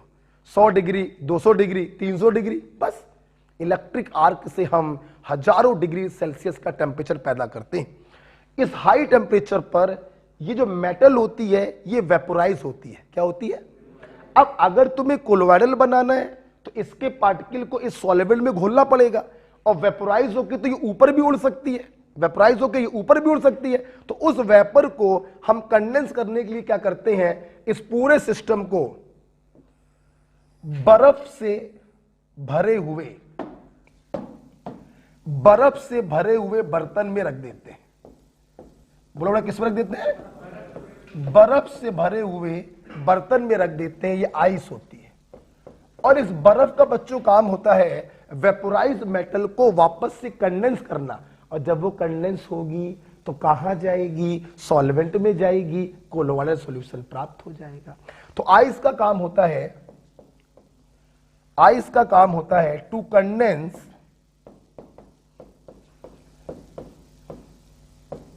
Condense vaporise metal. तो आपको डब्बे के अंदर बेटा ये बनाना है, ठीक है? आप वीडियो को पॉज करके आप इसको बना लीजिएगा डब्बे के अंदर, ठीक है? अच्छा, आगे बढ़ेंगे। एक पॉइंट और लिखा हुआ है आपका electric arc method, Bredig arc method में, stabiliser is alkali. Stabiliser is alkali, ऐसे लर्निंग पॉइंट इसको याद रखिएगा। तो देखो, मैकेनिकल डिसइंटीग्रेशन से आपने एक्वा डैग, ऑयल डैग का इस्तेमाल किया, इसमें आपने सिर्फ फिजिकल फोर्स का इस्तेमाल किया है। ब्रैडिक आर्क मेथड में आपने इलेक्ट्रिसिटी को यूज किया है।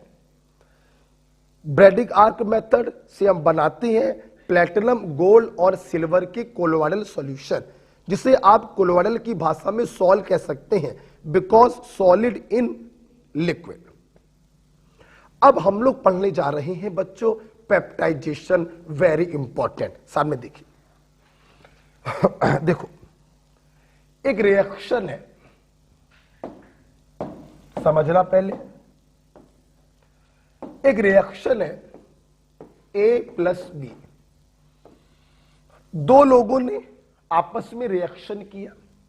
रिएक्शन करने से कोई प्रिसिपिटेट बना AB का। क्या बना? प्रिसिपिटेट। सुनना, किसी रिएक्शन से जो फ्रेशली प्रिसिपिटेट बनता है, जानते हो बच्चों ये प्रिसिपिटेट सॉल्यूशन को छोड़ के तली में क्यों बैठ जाता है? क्योंकि इसका साइज बच्चों बहुत बड़ा होता है, सस्पेंशन रेंज का होगा, ग्रेविटेशनल फोर्स बहुत ज्यादा लगेगा, तली में जाके बैठ जाता है। अच्छा सुनना, किसी फ्रेशली प्रिसिपिटेट को तोड़कर, जाहिर सी बात है साइज बड़ा है तो कोलोवाइडल रेंज में लाने के लिए तोड़ोगे कि जोड़ोगे? तोड़ोगे। किसी फ्रेशली प्रिसिपिटेट को तोड़कर कोलोवाइडल रेंज में लाना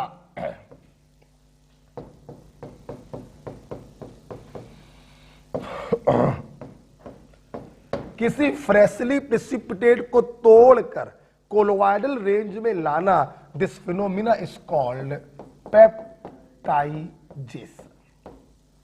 बेटा की चाय पिलाओ बेटा, जैसे अभी पिलाई थोड़ी देर पहले, ठीक है। ऑनलाइन और ऑफलाइन में डिफरेंस है। ऑफलाइन में मस्ती भी होती रहती है तो गले को रेस्ट मिलता रहता है थोड़ा थोड़ा, ऑनलाइन में लगातार चीखते रहना पड़ता है, ठीक है। तो अब बच्चों बताओ व्हाट इज पेप्टाइजेशन? किसी रिएक्शन से बने फ्रेशली प्रिसिपिटेट को तोड़कर कोलोवाइडल रेंज में लाना कहलाता है बच्चों पेप्टाइजेशन। ध्यान रखिएगा, इसको तोड़ने के लिए कुछ सब्सटेंस डालने पड़ते हैं। इसको तोड़ने के लिए कुछ सब्सटेंस डालने पड़ते हैं। इन सब्सटेंस को बच्चों हम लोग कहते हैं पेप्टाइजिंग एजेंट। बच्चों बोलो क्या कहते हैं? Peptising agent. मुझे उम्मीद है कि आपको पेप्टाइजेशन की लैंग्वेज समझ में आ गई। बताओ क्या है पेप्टाइजेशन? किसी फ्रेशली प्रिसिपिटेट को तोड़कर कोलोवाइडल रेंज में लाना पेप्टाइजेशन कहलाता है। और ऐसा करने के लिए जो एक्सटर्नल सब्सटेंस हम डालते हैं उसे हम पेप्टाइजिंग एजेंट कहते हैं, ठीक है।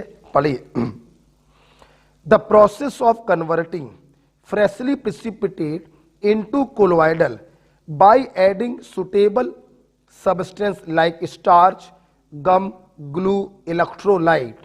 These substances are called peptizing agent and the phenomena is called peptidation.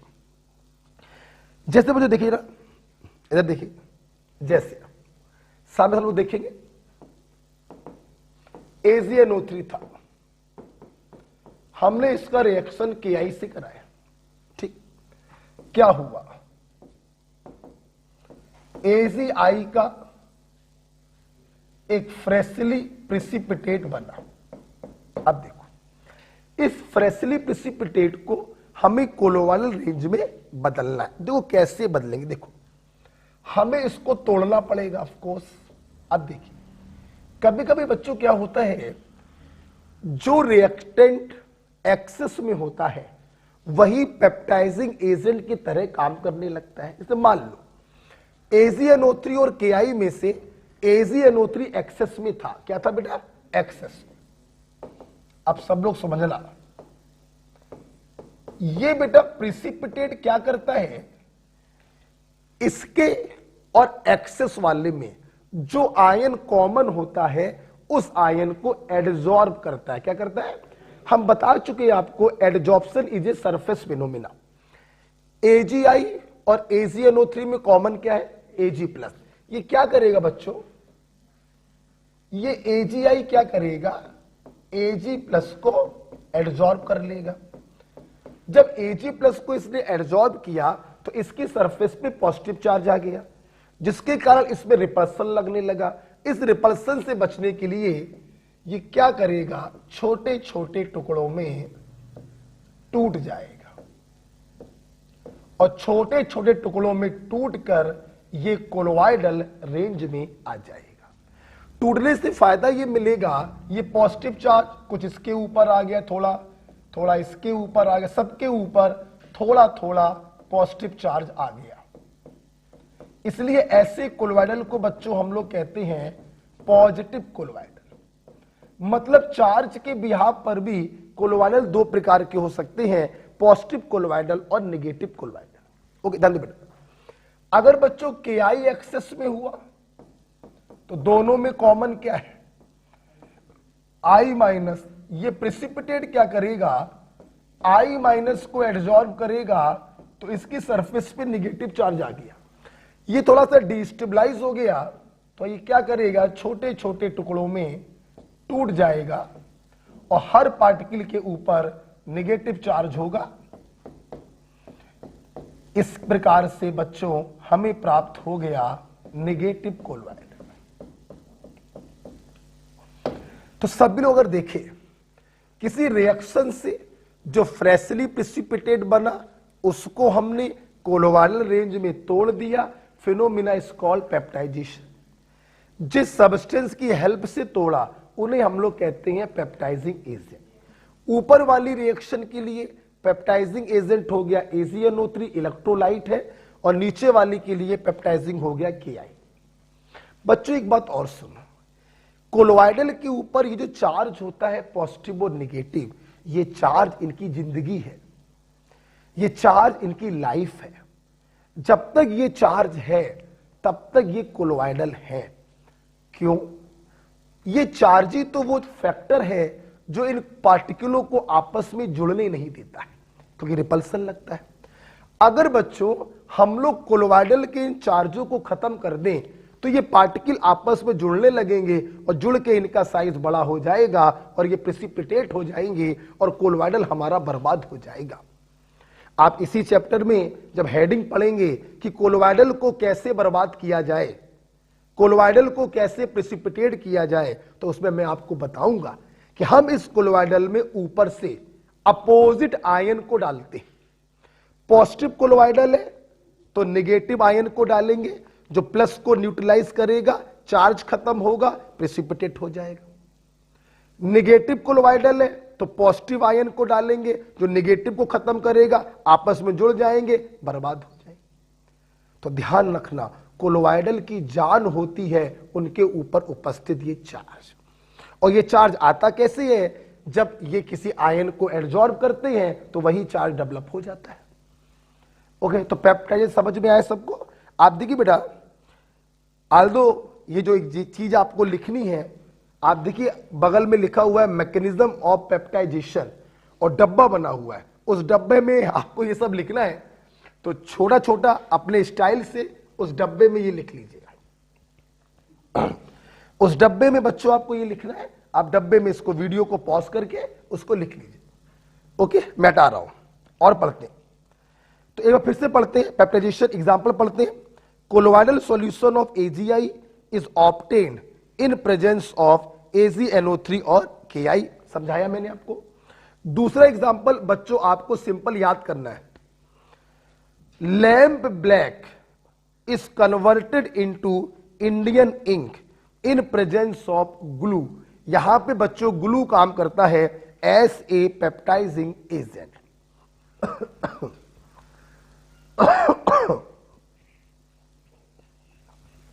ध्यान रखेंगे, lamp black is converted into Indian ink in presence of glue.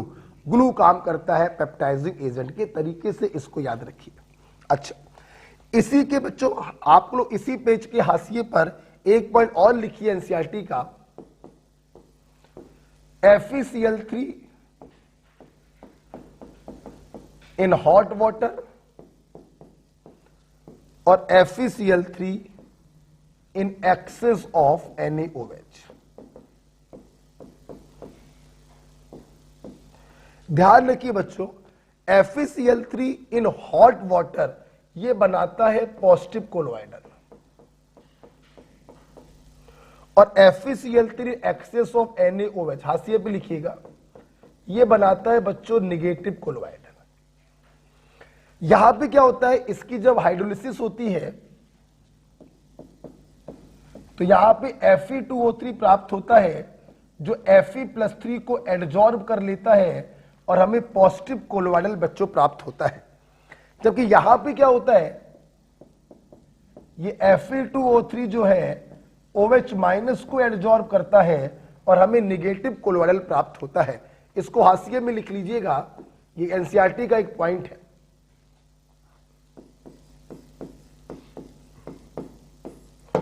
तो FeCl3 in hot water positive colloidal due to adsorption of Fe+3 and FeCl3 in NaOH negative colloidal due to adsorption of OH-। ध्यान रखिएगा इसको। यहां पे तो बिल्कुल अच्छे से समझ में भी आपको आ गया है कि Ag और इसमें Ag कॉमन है, Ag ले लिया, इन दोनों में I कॉमन है, उसको ले लिया। आपका सेम क्वेश्चन बेटा नीट में पूछा गया था, समझा जरा नीट में सवाल कैसे आया, समझना जरा, सोचो। इसका 1 मोल हो, इसका 2 मोल हो, और आपसे सवाल पूछा जाएगा बताइए कोलोइडल कैसा प्राप्त होगा। जाहिर सी बात है, रिएक्शन लिखेंगे, रिएक्शन को बैलेंस करेंगे, लिमिटिंग निकाल लेंगे। मुझे मालूम है कि रिएक्शन ऑलरेडी बैलेंस है, तो लिमिटिंग यही तो होगा। अगर ये लिमिटिंग होगा तो ये पूरा का पूरा खत्म हो गया, बर्तन में बचेगा क्या, KI। तो AgI KI में से क्या एडजॉर्ब करेगा, I माइनस। चार्ज कैसा आएगा, negative. Type of colloidal negative. ये क्वेश्चन आपकी नीट में आया था। आपकी नीट में सवाल ऐसे बनाया था उन्होंने, AgN 1 मोलर 250 ml, हमने इसमें KI मिलाया 1 मोलर 500 ml, 500 ml। बताइए जो कोलोइडल बनेगा वो कैसा होगा। आप देखिए ये दोनों जब रिएक्शन करेंगे तो प्रिसिपिटेट AgI का बनेगा। अब सवाल बच्चों यही तो है कि ये प्रिसिपिटेट एडजॉर्ब क्या करेगा। अबे जो बर्तन में एक्सेस में होगा वही तो एडजॉर्ब करेगा। देखो देखो मोलैरिटी इंटू वॉल्यूम, मोल्स आएगा, ml में रखा है तो मिली मोल्स आ गया। मोलैरिटी इंटू वॉल्यूम मोल्स होता है, ml में है तो मिली मोल्स हो गया। रिएक्शन आपकी बैलेंस है, लिमिटिंग निकालिए, moles upon balancing coefficient, moles upon balancing coefficient. इसकी वैल्यू कम आई, ये लिमिटिंग है। अगर ये लिमिटिंग है तो पूरा का पूरा खत्म हो जाएगा। ये कितना खत्म होगा, 250 खत्म होगा और 250 बचे। आप बताइए बर्तन में प्रोडक्ट के साथ क्या बचा, KI।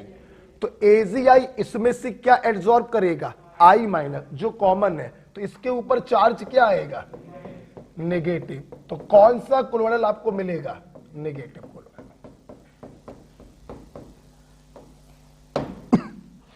FeCl3 याद रखिएगा, FeCl3 in hot water positive colloidal due to adsorption of Fe+3 और in NaOH negative colloidal due to adsorption of OH-।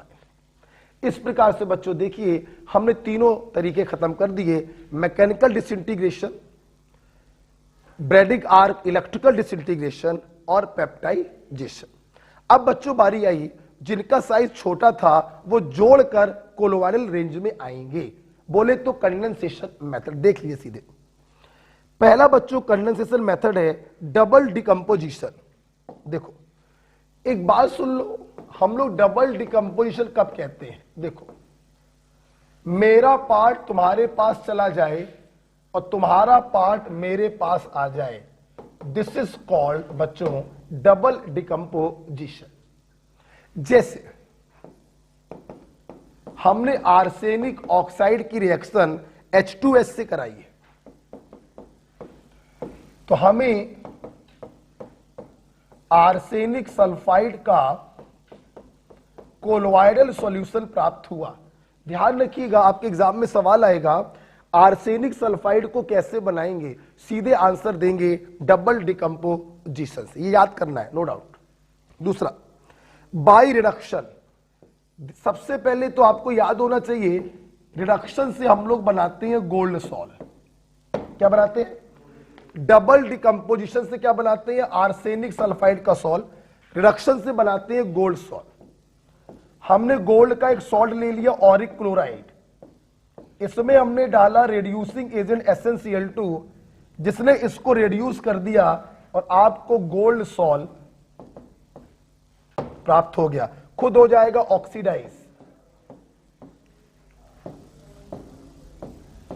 सवाल आएगा गोल्ड सॉल्ट को कैसे बनाओगे, आप उत्तर दोगे वाया रिडक्शन से बनाए।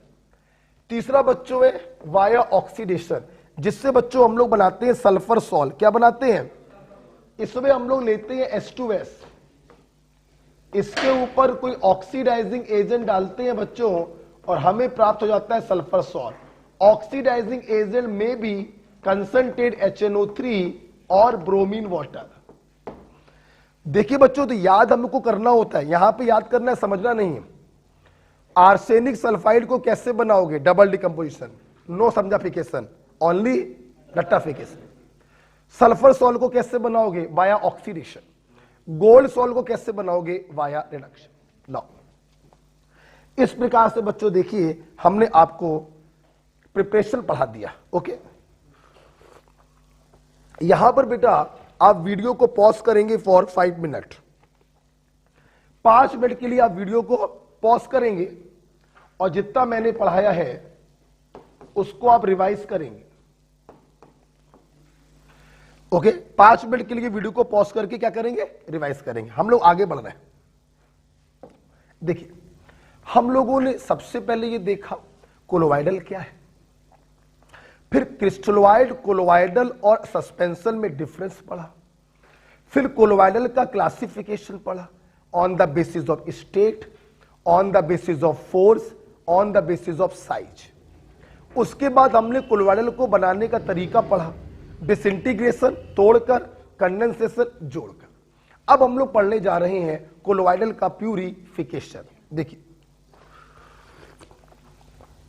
कोलोवाइडल को बेटा प्यूरिफाई करने के 2 तरीके आपकी कॉपी पे लिखे हैं, डायलिसिस और अल्ट्राफिल्ट्रेशन। इसको पढ़ने से पहले आपको यह समझना चाहिए कि कोलोवाइडल में गंदगी क्या है। कोलोवाइडल में गंदगी होती है आयंस की। ऑफ कोर्स और भी गंदगी होती है, लेकिन ध्यान रखिएगा आयन नाम की जो गंदगी है वो ना सिर्फ इंप्योरिटी है बल्कि वो कोलोवाइडल को स्टेबिलिटी भी प्रोवाइड करती है।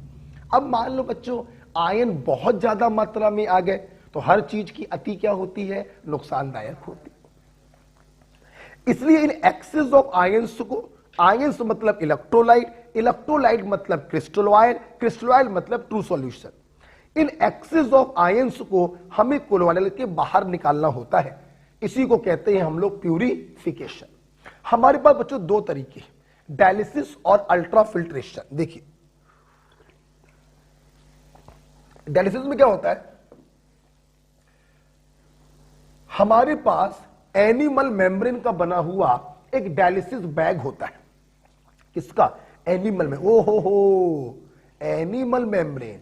इसके छेदों को क्रिस्टलोइड तो पार कर जाते हैं, लेकिन कोलोवाइडल के जो पार्टिकल है, डीपी के जो पार्टिकल है वो पार नहीं कर। इसी का हमने फायदा उठा लिया। आपको मालूम है जो एक्सेस ऑफ आयन से, आयंस बोले तो क्रिस्टलोइड, वो एनिमल मेम्ब्रेन को पास कर जाएंगे, लेकिन जो कोलोवाइडल के पार्टिकल हैं वो पार नहीं कर पाए। बस हमने इसमें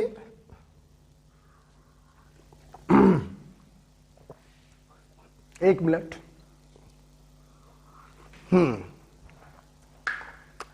क्या हुआ? ये देखिए बच्चों, इसमें हमने भर दिया कोलोवाइडल। ऑफ कोर्स इसमें हमने कोलोवाइडल भर दिया है, ये डीएम हो गया और ये क्या हो गया? डीपी। क्या हो गया? डीपी। ठीक, और ये क्या हो गए?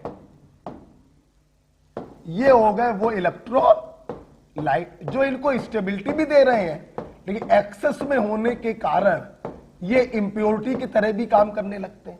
ठीक, हमने इसको क्या किया? इस डायलिसिस बैग को वाटर से भरे हुए एक बर्तन में रखा। अब देखो क्या होगा, जाहिर सी बात है एनिमल मेम्ब्रेन के छेदों को ये जो क्रिस्टलोइड हैं ये पार कर जाएंगे। बोलो बच्चों, और पार करके ये बाहर निकल जाएंगे। ये देखो, ये व्हाइट कलर से थोड़ा बड़ा कर दिया है, लेकिन इतने बड़े होंगे नहीं, छोटे छोटे होंगे। ठीक है, और जो येलो वाले हैं वो कोलोवाइडल के पार्टिकल है, साइज बड़ा है, वो छेद को पार नहीं कर पाएंगे। तो इस प्रकार से लंबे समय तक इस प्रकार से आप सिस्टम बना के रखेंगे तो आयंस जो होंगे, एक्स्ट्रा आयंस जो होंगे, अनएडजॉर्ब आयन जो होंगे वो बाहर चले जाएंगे, और जो डीपी के ऊपर एडजॉर्ब आयन है वो एज इट इज रहेंगे।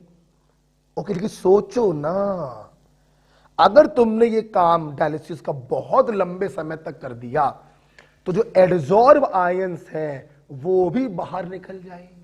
और बच्चों एडजॉर्ब आयन अगर बाहर निकल गए तो कोलोवाइडल में जो पहले रिपल्सन लग रहा था वो रिपल्सन खत्म हो जाएगा और ये आपस में चिपक कर बेटा प्रेसिपिटेट हो जाएगा। यस, एनसीईआरटी में इसीलिए पॉइंट लिखा हुआ है, प्रोलॉन्ग्ड डायलिसिस कॉजेज प्रेसिपिटेशन। लंबे समय तक अगर डायलिसिस कराओगे तो बेटा कोलोइडल भी बर्बाद हो जाएगा। ओके, सुंदर बेटा। अच्छा, अब इस डायलिसिस को थोड़ा स्पीड अप करने के लिए हम लोग क्या करते हैं, इसके चारों तरफ इलेक्ट्रिक फील्ड लगा देते हैं। क्या लगा देते हैं?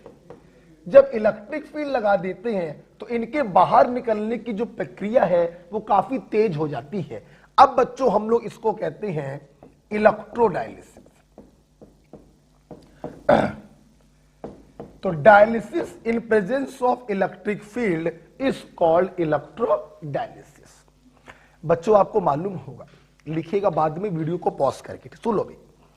आपने देखा होगा बच्चों, जिन लोगों की किडनी खराब हो जाती है हम लोग उनकी डायलिसिस करवाते हैं। क्यों? ब्लड, हमारा ब्लड एक कोलोइडल सॉल्यूशन होता है, अभी पढ़ाऊंगा आपको। अब किडनी खराब हो गई, किडनी का काम क्या होता है? ब्लड को प्यूरिफाई करना। अनवांटेड चीजों को किडनी पकड़ लेती है और यूरिन के माध्यम से वो बाहर निकल जाता है। किडनी खराब हो गई, ब्लड प्यूरिफाई नहीं हो पा रहा है, हम लोग रोज खा पी रहे हैं, हमारे खून में गंदगी मिल रही है, हमारा खून खराब हो रहा है, स्वच्छ नहीं किया, डेथ हो सकती है। तो डॉक्टर क्या करते हैं, उस ब्लड को आर्टिफिशियल किडनी मशीन जो इलेक्ट्रोडायलिसिस पर आधारित होती है, उससे उस ब्लड को बच्चों प्यूरिफाई किया जाता है। बहुत लंबे समय तक प्यूरिफाई करोगे तो ब्लड भी क्या हो सकता है? खराब हो सकता है। इसलिए जिनकी किडनी खराब हो जाती है, ठीक है, साइंस का यूज करके हम उनको 2-3 साल के लिए बचा लेते हैं, लेकिन लंबे समय तक बचा नहीं पाएंगे। ओके, तो ब्लड का जो प्यूरिफिकेशन है किडनी खराब होने पर, वो इसी प्रिंसिपल पर आधारित होता है। ब्लड एक प्रकार का कोलोइडल हो गया, उसमें जो गंदगी है एक प्रकार का क्रिस्टलॉइड हो गया, वो एनिमल मेम्ब्रेन से बाहर निकल जाता है और ब्लड हमारा प्यूरिफाई हो जाता है। जब ये प्रोग्राम इलेक्ट्रिक फील्ड की प्रेजेंस में कराते हैं तो इसको हम लोग कहते हैं इलेक्ट्रोडायलिसिस। ओके, डब्बा बना हुआ है, उस डब्बे में आपको एक चित्र बनाना है। And what is this? This is animal membrane. इसे डायलिसिस बैग कहते हैं। एनिमल मेम्ब्रेन का हमने क्या बनाया है? Dialysis bag. डब्बे में आपको ये लिखना है। अच्छा बच्चों मेरी बात सुनो, डब्बे में आप ये लिख लेना, और जहां पे बच्चों डायलिसिस हेडिंग पड़ी है उसके आगे वो पॉइंट लिख ले जो मैंने बोला कि prolonged dialysis causes precipitation. Prolonged dialysis causes precipitation. कहीं लिखा तो नहीं ये पॉइंट? नहीं लिखा है, तो इसे में लिख लो, डायलिसिस के आगे लिख लो prolonged dialysis causes precipitation oblique coagulation. बच्चों को आपसे पूछे कि कोलोइडल में गंदगी क्या होती है, तो आप क्या बोलोगे? जो आयंस है जब तक लिमिटेड मात्रा में तब तक ठीक है, लेकिन जो एक्सेस में जो इलेक्ट्रोलाइट आ जाते हैं वो बन जाती है गंदगी। हर चीज की अति नुकसानदायक। तो इस एक्सेस ऑफ इलेक्ट्रोलाइट को डायलिसिस के द्वारा बाहर निकालते हैं। The phenomena is called dialysis. Clear सबको? अच्छा, electrodialysis, when dialysis carried out in presence of electric field. For example, blood is purified by dialysis in artificial kidney machine.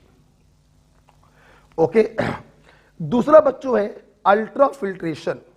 देखिए बेटा, हटा रहे बेटा, देखिए अल्ट्रा फिल्ट्रेशन में क्या होता है, ये डब्बे के अंदर एक पॉइंट लिखवाएंगे। देखो यहां पे बेटा हम लोग एनिमल मेम्ब्रेन का इस्तेमाल ना करके यहां पे हम लोग फिल्टर पेपर का इस्तेमाल करते हैं। अब आपने अभी भी देखा कि फिल्टर पेपर के छेदों का साइज काफी बड़ा होता है। इतना बड़ा साइज होता है कि इससे क्रिस्टलॉइड तो बड़े प्यार से निकलेगा, कोलोइडल भी निकल जाएगा, तो प्यूरिफिकेशन तो हो नहीं पाएगा। हम लोग क्या करते हैं, इनके छेद के साइज को छोटा करते हैं। क्या करते हैं? छोटा। बाय डिपॉजिटिंग, ये देखो हमने इनके छेद के साइज को काफी छोटा कर दिया। इतना छोटा कर दिया कि क्रिस्टलॉइड बाहर निकलेगा लेकिन कोलोइडल बाहर नहीं निकलेगा। तो हमने डिपॉजिट क्या किया है? हमने बच्चों ये डिपॉजिट किया है कोलोडियन। बच्चों बोलो क्या डिपॉजिट किया है? Collodion. And what is collodion? Collodion is colloidal solution of 4% nitrocellulose in alcohol water mixture। लिख लीजिएगा। What is collodion? Colloidal solution of 4% nitrocellulose in alcohol water नहीं, alcohol ether mixture, sorry alcohol ether mixture. Okay, NCERT में लिखा हुआ है what is collodion? It is 4% nitrocellulose, 4% nitrocellulose in alcohol ether mixture is called collodion. इसको deposit करके इसके size को छोटा कर देते हैं। अब देख रहे बेटा, आपने देखा होगा कुम्हार लोग जो होते हैं मिट्टी के बर्तन बनाते हैं। मिट्टी से घड़ा बनाया, सोचो जैसे ही बनाया वैसे ही पानी भर दो, क्या होगा? घड़ा टूट जाएगा। तो शेप देने के बाद हमें उसे हार्ड भी बनाना होता है। हाँ, कोलोडियन को डिपॉजिट करने के बाद हम लोग इसकी हार्डनिंग कराते हैं by dipping in formaldehyde solution. बेटा बोलो किसमें? Formaldehyde solution. तो यहां लिख लेना, क्या लिख लेना? हार्डनिंग, उसी के अंदर लिखना by formaldehyde solution. Hardening by formaldehyde solution, ठीक है। तो डायलिसिस में एनिमल मेम्ब्रेन का इस्तेमाल किया है बच्चों हमने, और अल्ट्रा फिल्ट्रेशन में फिल्टर पेपर का इस्तेमाल किया और डिपॉजिट कराया कोलोडियन को, और हार्डनिंग करी है हमने by dipping in formaldehyde solution. Okay, इस प्रकार से हम लोगों ने प्यूरिफिकेशन भी पढ़ लिया। अब बच्चों हमारे सामने क्या आ रहा है? प्रॉपर्टी। ये प्रॉपर्टी आपको मिलेगा सेकंड लेक्चर्स में। ओके, तो इसको आप लोग अच्छे से पढ़ लीजिएगा। सेकंड लेक्चर आपको कल मिलेगा और ये क्या हो जाएगा? खत्म हो जाएगा। 2 क्लासों में सरफेस केमिस्ट्री का पार्ट 1 कोलोइडल खत्म हो जाएगा और 1 क्लास में एडजॉर्प्शन खत्म हो जाएगा। ओके, मिलते हैं बच्चों कल।